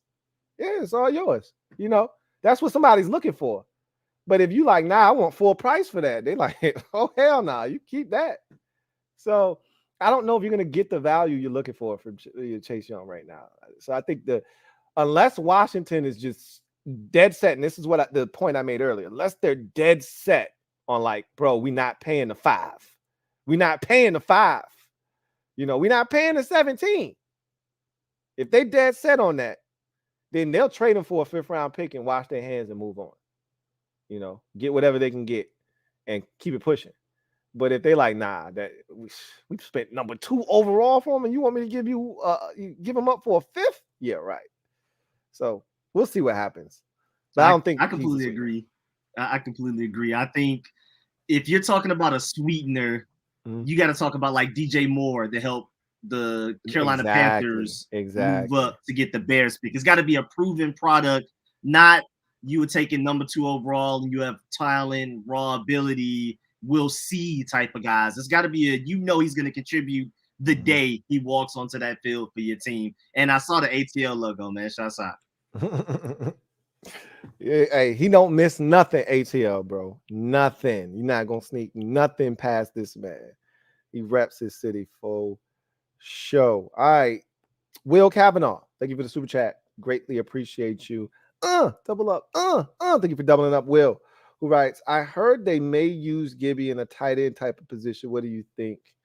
I don't know about that. You're asking Gibby to terrible. Block. Yeah, you're asking him to block. He's not a very good blocker. You know, that's not his natural position. I don't think they're gonna do that. Now, are you saying they're gonna move him around? Sure. I can see him ending up anywhere on the field, but I don't see him lining up in a Y alignment as an inline tight end or anything like that. But they're going to look to try to spread teams out, give them some unconventional looks.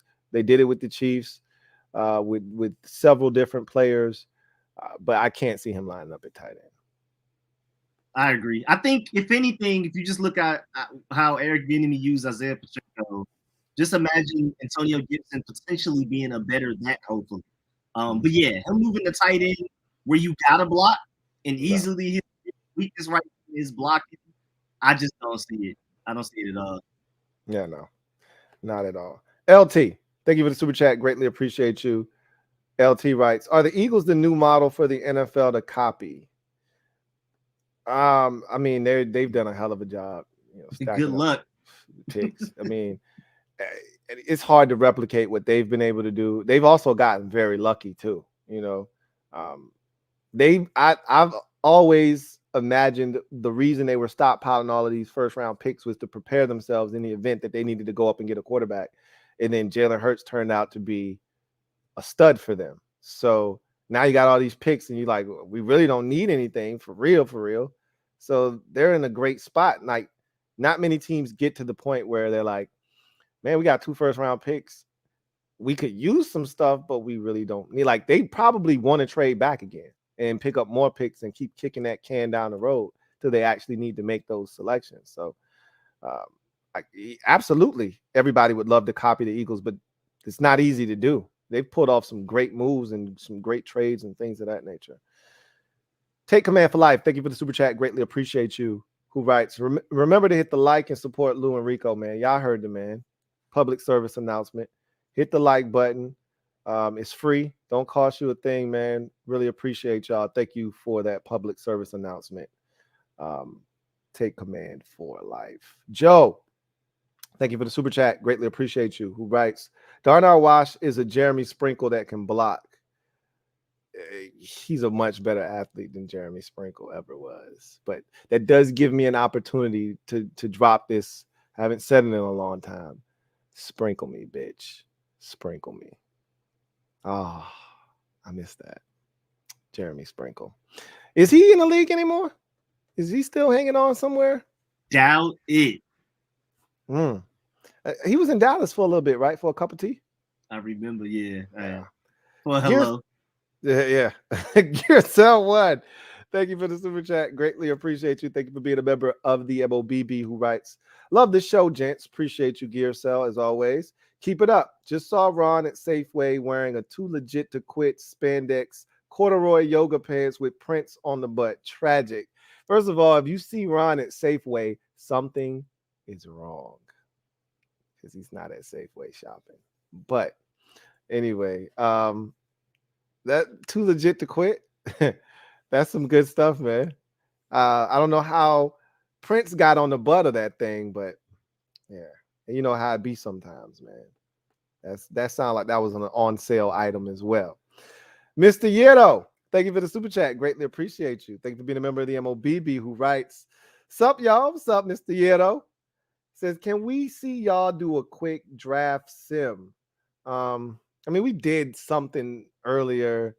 Draft simulations, they can be quick, but I mean, you could do your own real quick, literally hit 2 buttons and you got a 7-round mock right there in front of you, or you could do it yourself, make the selections.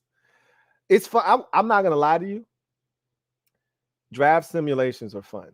When you get to make the selections, they go through, make the picks for all the other teams, and then they stop at your pick. And now you get to make a pick based off of what's available. You got teams trying to trade you stuff, and you can accept the trade. You can, deny the trade or whatever the case may be, and decline it. That stuff is fun. So it's addicting. It can be. It can be. I said this year, I'm going to get in and I'm going to get out because you could be there for a while. Quan Legend, thank you for the super chat. Greatly appreciate you. Quan writes, EB has put an importance of tight end in Ron's ear, according to the interview Ron had with Logan Paulson. I saw that. I didn't watch the interview, but I saw him having a one-on-one with Logan, and I put a mental note in my head to go back and watch that. I haven't watched it yet. He says, hopefully we can get a game changer via the draft. But see, you got to understand, Logan's going to put sauce on it because he's a tight end. So tight ends always have, a soft spot for other tight ends, and this is a great tight end draft class. So Logan's definitely going to bring up the tight end position. But I'm going to go watch it, and then I'll interpret that, and we'll talk about it tomorrow on the show tomorrow night. But I haven't watched it yet. Yeah, I haven't heard. Did you watch it? That's interesting. Have you? No, I haven't seen it. Okay. T-Roy or Troy, the one. Thank you for the super chat. Greatly appreciate you. Thank you for being a member of the MOBB who writes, give me Keaton Mitchell, explosive lightning in a bottle. So I don't know who Keaton Mitchell is. So I can't tell you about him, but what I'm going to do is I'm going to write his name down. Yeah, I don't have much either. And I am going to check him out tomorrow. So I'll be able to talk to you about Keaton Mitchell tomorrow, and I'll tell you what I think. Thank you for that super chat, Troy or T-Roy. Greatly appreciate you. Nicholas Bouvet, thank you for the super chat. Greatly appreciate you. Double up. Thank you for doubling up, Nick B. Greatly appreciate you who writes. Appreciate you both, along with Rico, Ed, Pedro, and Jairus. Hey, man. There's so many of us out there, man, and this family continues to grow on a daily, man. And it's so refreshing to see so many new faces come into the game. And the support of the base is so great that, when other people come in, as long as they got good content and they keep it tight, y'all gonna support, man. So I remember once upon a time where y'all thought it was beef between us, and I'm like, nah, it's enough out here for everybody to eat, Rico eating don't affect me none, right? Same with Rio and everybody else. Like it's enough out here for all of us to eat. Why we can't all eat and eat good? You know what I'm saying? So it's not like insert coin to watch a video. Right, It's free. exactly. Right. It's like everybody out here, man. So I just told you, and Rico told you the same thing. We just be staying in our lane, like we do us. So it's easy to not get caught up into having this person on your show or collabing with this person. And so just because we ain't linked, they think that it's an issue, but it's not. It's just I just haven't tried to link up with nobody. I wasn't even thinking about that. I was just doing my thing. You know what I'm saying? Same thing Rico was saying. So, shout out to all of the Washington content creators out here putting in work, man. I love to see it. Love the growth. My guy Tones over it. Protect Sports doing his thing and continuing to grow, man. It's a lot of us out here in the game, man. So support them all. All right. Yeah, appreciate you. I just want to take some time to say that I'm very happy that I am a Commanders fan instead of a Falcons fan. Trust me. Being a Georgia Bulldog fan is fun. Hawks fan, cool, all of that type of stuff. Braves, whatever. But thank goodness I was born in Maryland. Yeah. Because, boy, this Falcons, the fans, no history, no Super Bowls. Thank y'all for having me. Thank you. Hey, no, man. You're a part of the fam. It's all good. It's all love. And it's funny to hear somebody say that because there's so many times where you're like, what did we do to deserve to be fans of this team? Because it's so bad, but it could be worse. Easily. It could be worse. I can tell you. That brand new stadium for nothing. It could be worse. Take Command for Life. Thank you for the super chat. Greatly appreciate you. Take Command for Life writes, we have a bright future with Dan going out of the door. Big facts. Truer words have never been spoken. And so with that, I always make sure that because I don't know if you've seen Anthopoulos was on some program yesterday, or I think it was yesterday, and he said he's still in the bidding process. Heard about that. So nothing is etched in stone. Ultimately, I think it's going to be the Rails, Harris, Johnson group, but nothing's. Remember the deal that those guys had agreed to was a non-exclusive, meaning other bidders can still put in bids. Like this thing isn't over, so may not be over as soon as you guys. I think everybody's just excited that he's admitted already that I'm done. I'm out of here, and that's all that people needed to see. But as long as it's not Brian Davis with his $50 billion of white people money, we are good.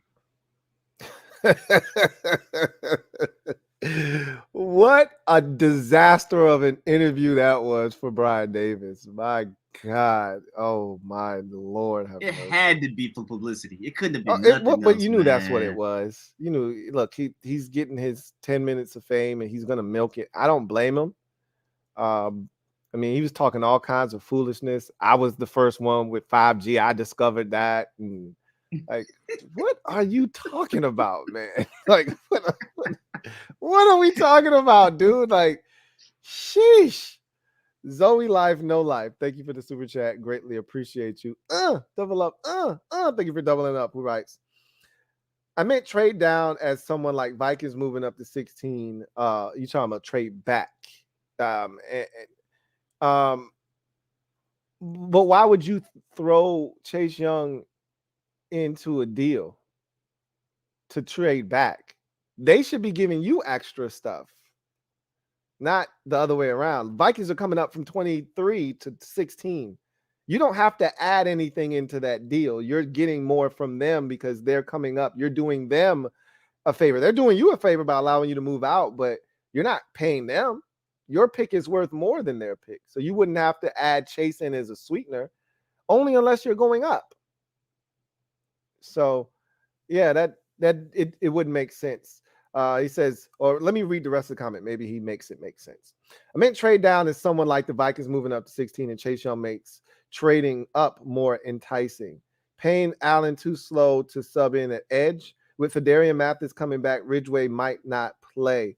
Oh, there's going to be enough snaps to go around for those guys, especially if we continue to play that 5-man defensive front. You got to put another defensive lineman. Now, obviously, if Fedarian Mathis is back, when they go to that 5-man defensive front, he'll probably be on the field.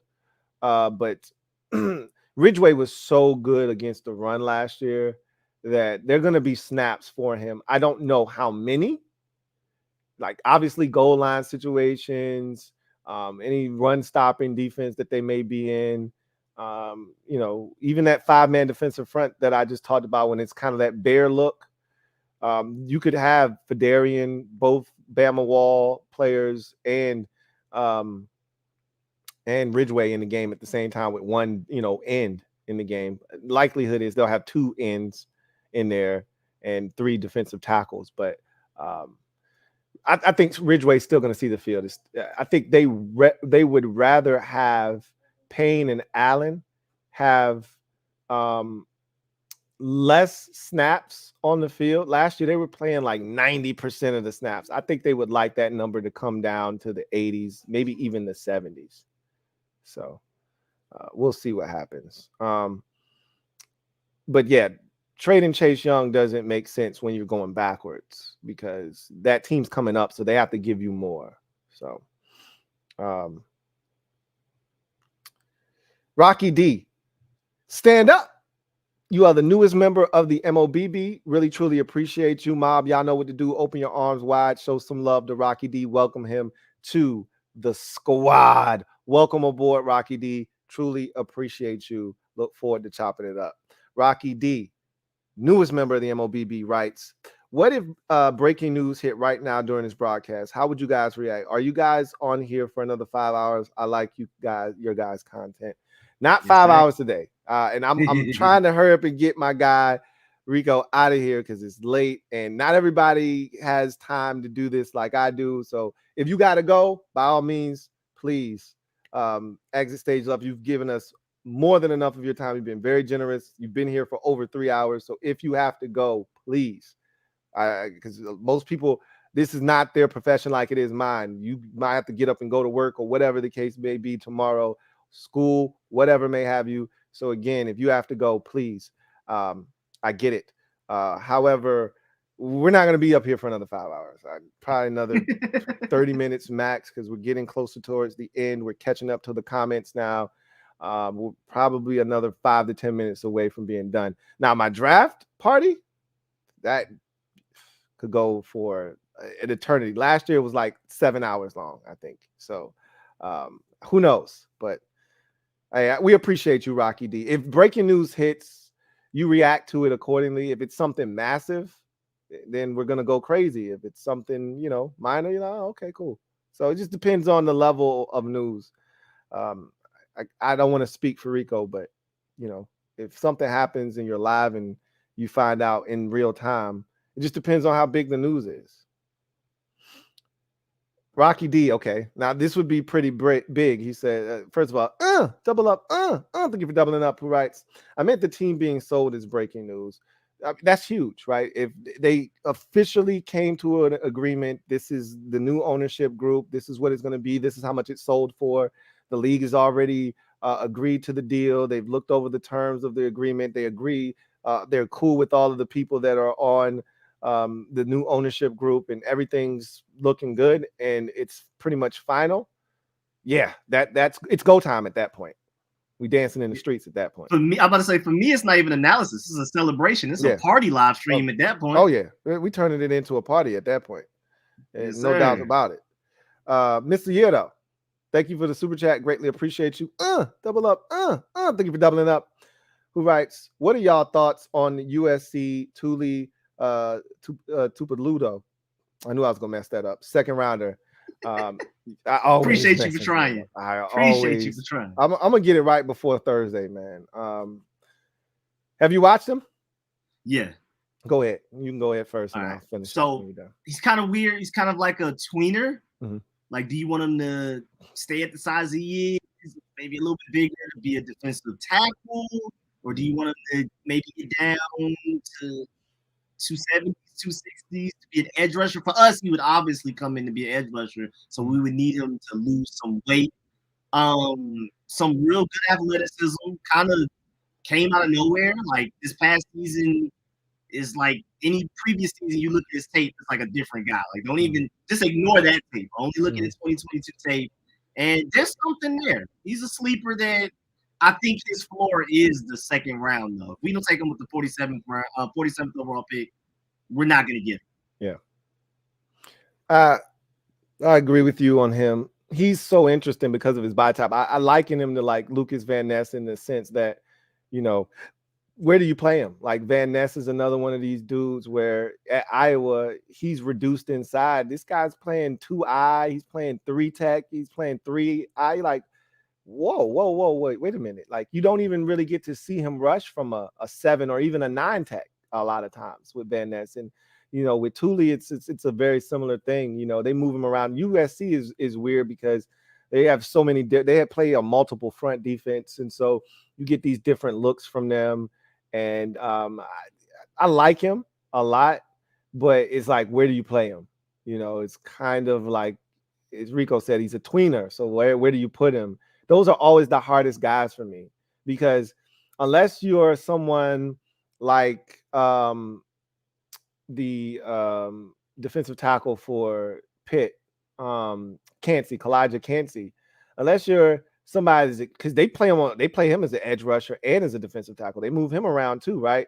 But he's so explosive, right?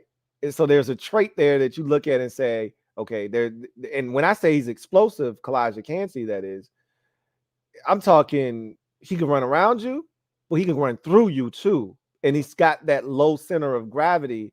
So he's up under your pads, and next thing you know, you're on skates and you're trying to fight for your life to anchor down. And so with Thule, he's interesting because I don't think he possesses that explosion, but there's a stoutness to him.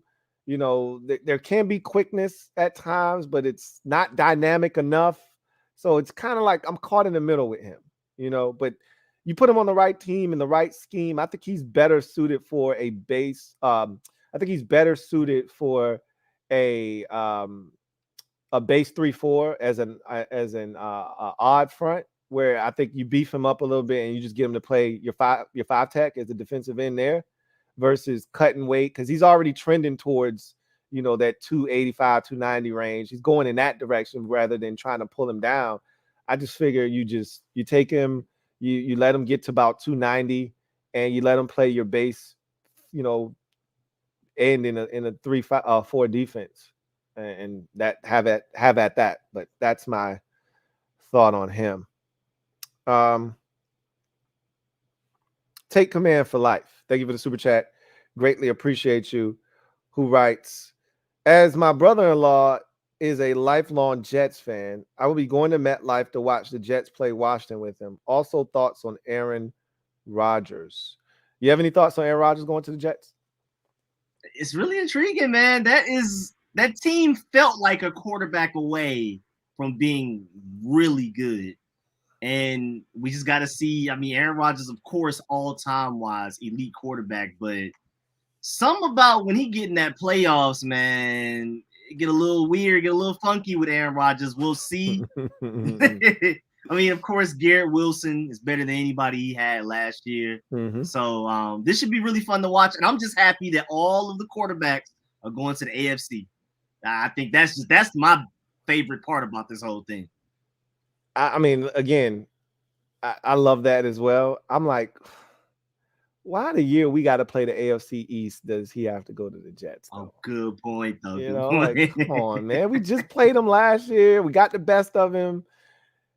Every time we play Aaron Rodgers when he's at home, which has been at Lambeau, we lose. So I don't love the idea of having to play against him again. If he's healthy, he's probably going to shred us, but because they got a lot of talent, man. They're loaded. If they could figure it all out, they could be a problem. But as far as that game is concerned, it'd be interesting to see when that game is, early in the season, late in the season, when it's a little bit colder, whatever the case may be. Not looking forward to playing the Jets. But you guys go have fun. And as I always tell anybody that's going to a game, you know what to do. Bring home the dub. But we'll discuss that a little bit further as we get closer to that time frame. We only have to wait probably another 2 or 3 weeks. The schedule release is going to be here early portion of May. Something like that. Yeah, or early portion of May.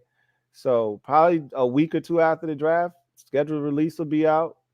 And we'll have even more to talk about then. And I think that's when shit gets real. When we get the schedule in our hands, we get to look and see when these games are going to be played, how many primetime games we have. Can this game be flexed? That once we get to that situation, then it gets real. Because right now you just got a list of teams. You don't really know when, who you playing, when you're playing them, but now we can put dates and, certain pockets of the schedule. Look at this stretch of games right here. Things are going to get really interesting.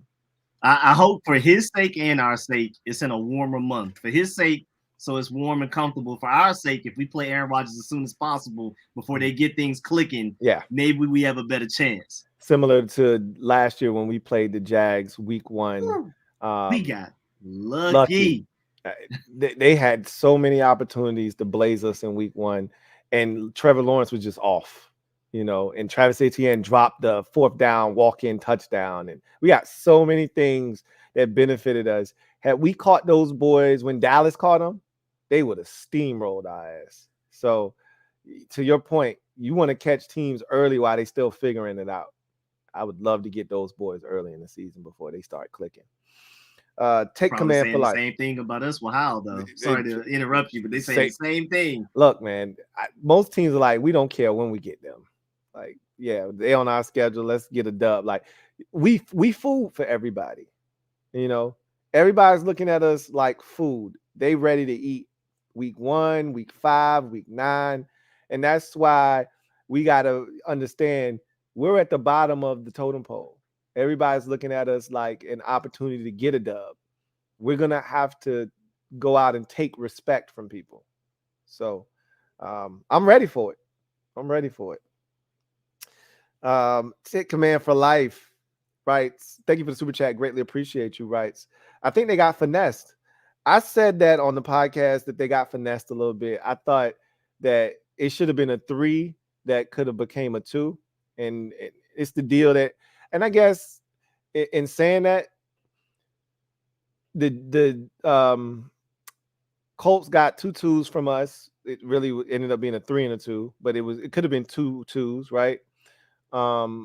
The Panthers gave up 2 2s, I believe, to the Jets for I think it might have been a 3 and a 2 for Sam Darnold when they traded for him a couple of years ago in the offseason. I just look at Aaron Rodgers' age, and I know what he means to the Jets organization if he's the Aaron Rodgers we've seen over the last 3 years, winning the MVP 2 times in a row in that stretch. But I don't love the idea of giving up a second rounder this year and a first rounder potentially, because if Aaron Rodgers is healthy, he's playing 65% of the snaps. So that's going to become a 1.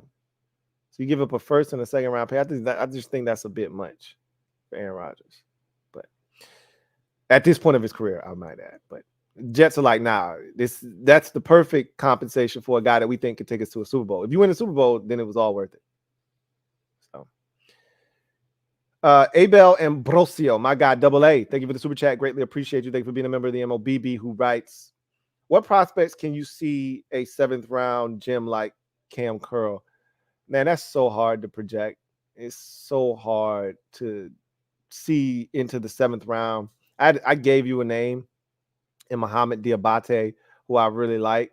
Think he's got that bend. He's got that explosion. He checks off all the boxes, the 10-second split, the 3-cone, the short shuttle, and you watch him when he was at Florida, when they were using him in that regard as a rusher. He was more of an off-the-ball linebacker at Utah, but at Florida before he transferred, he's getting after the quarterback. And I think other teams have taken notice. And I heard he's flying up draft boards. I don't anticipate him being there in the 6th round, where I put him in my mock. let alone the 7th round as you're asking for. I don't know. I don't know if there's a 7th round gem. Nobody ever predicts a 7th round gem. Half the time you're worried about, is that guy even going to make the team, let alone being a gem. So I don't know if you want to Because if you add to thought that they or were not. that good, you Yeah. wouldn't wait till the 7th round to get them. Absolutely. That's the whole point of that is, if that guy was that high, if you were that high on him, you would have taken him already. You may have had other priorities. You might have had other guys that were higher on your board that were available, so you took them. But I mean, you can say the same thing about Sam Howell, right? Washington could have taken him earlier. If they didn't have Carson Wentz, they would have taken him in the 2nd round. But they did have Carson Wentz, so they weren't really concerned about quarterback. And then they looked up and he was still there in the 5th round. Like, we got to take him. So I don't know. Yeah, I mean, for me to throw the only thing I could say is just to kind of cheat a little is Dorian Thompson-Robinson, quarterback, but doubt he makes it that far, especially after the Brock Purdy effect. Yeah. He's definitely not making it that far, but it would be nice. Yeah, I think I think worst case scenario for him is 6. I think he's going to be going in the 5th though, because in my mock draft, I was looking for DTR. He was already gone. So I was like, as much as I wanted Jaren Hall, I was like, I'll take DTR probably over him. But he was gone, so I didn't have any problem settling on Jaren Hall because that's my guy anyway. Rocky D, thank you for the super chat. Greatly appreciate you. My guy Rocky writes, random thought. Allen, Chase, Payne, and Sweat. The irony on these players' last names. Intimidating defensive line. Allen, Chase, Payne, and Sweat.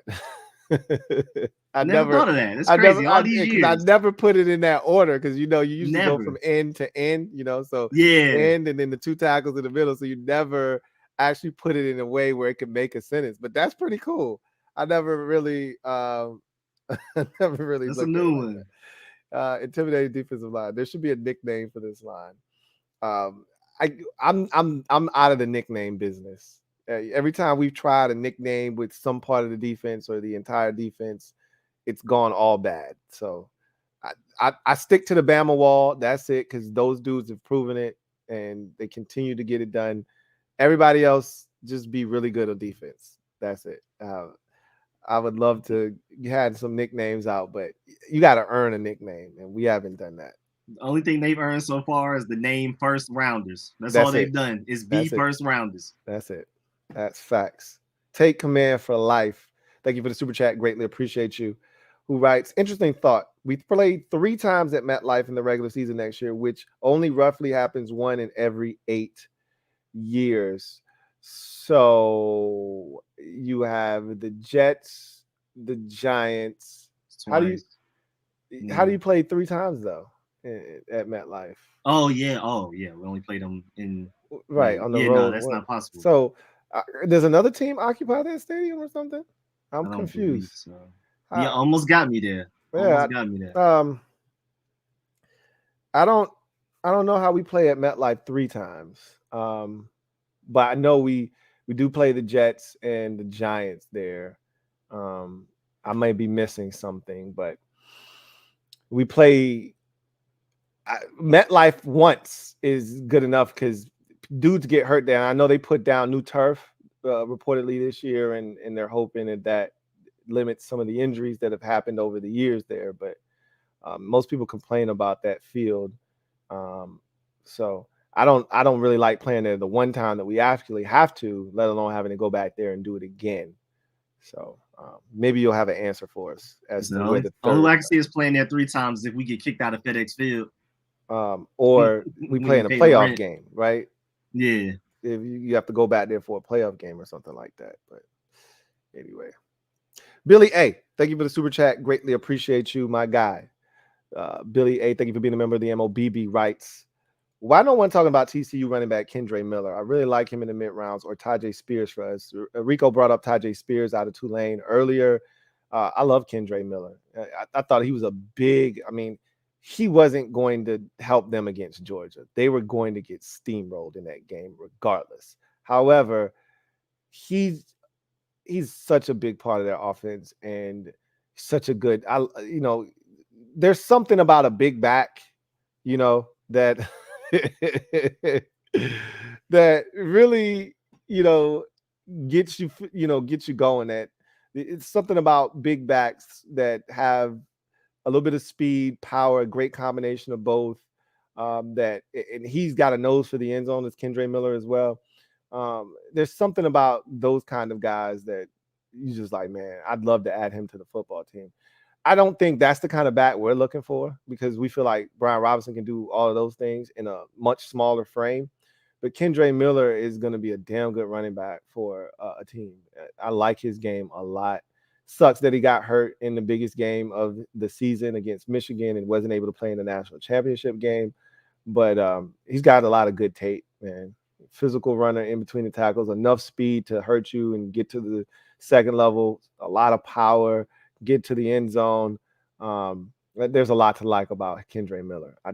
I think his situation was out of sight, out of mind. That's why nobody's talking about him. You get hurt, you're not able to participate in all the all-star games and things of that nature. It's easy for people to kind of sweep you under the rug and your name to kind of get displaced, especially when it's a deep running back draft class. It's easy for his name to kind of get lost in the sauce. So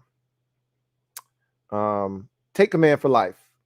Thank you for the super chat. Greatly appreciate you. Who writes, my bad, I was incorrect about that. I meant twice. Yeah, I figured you meant twice. I'm like, does another team play there that I'm not aware of? But yeah, no, 2 times there. You like you said, every 8 years because you have to play the Jets. That's going to change now. I think I'm not sure because now you play that extra team in the AFC every 3 years, I believe, 3 or 4 years now. So you may get it twice before the 8 years that you normally would do it. But anyway, are you going to both of those games, or are you just going to the Jets game because your brother-in-law is a Jets fan? I don't know. And I mean, a little off topic. I'm sick of us playing the Falcons over and over again. When it growing up, we only played them once every 4 years, and we kept losing to them. Now that we're beating them, we keep going back to back, so I only have a year worth of bragging rights, and I'm sick of it. Yeah, but see, so tell the Falcons to stop finishing in the same spot in their division as we do, and then you won't have to worry about it. We got to stop finishing in last or third place. They got to stop finishing in last or third place where we are, and that way we won't have to play them, every year. It seems like because we have seen. It seems like we've been playing the Falcons now every year, and I'm trying to think. What NFC division do we play this year? I can't remember. I know we played the AFC East this year. I don't remember. I know we played the AFC North last year.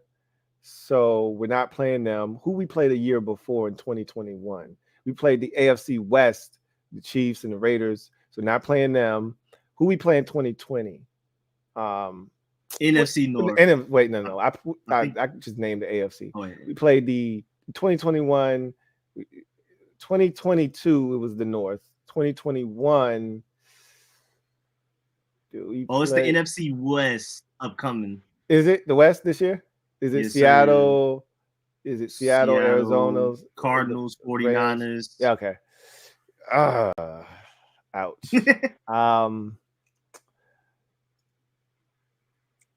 I mean, the Cardinals are gonna suck. The Rams could be trash again. Who knows? Seattle.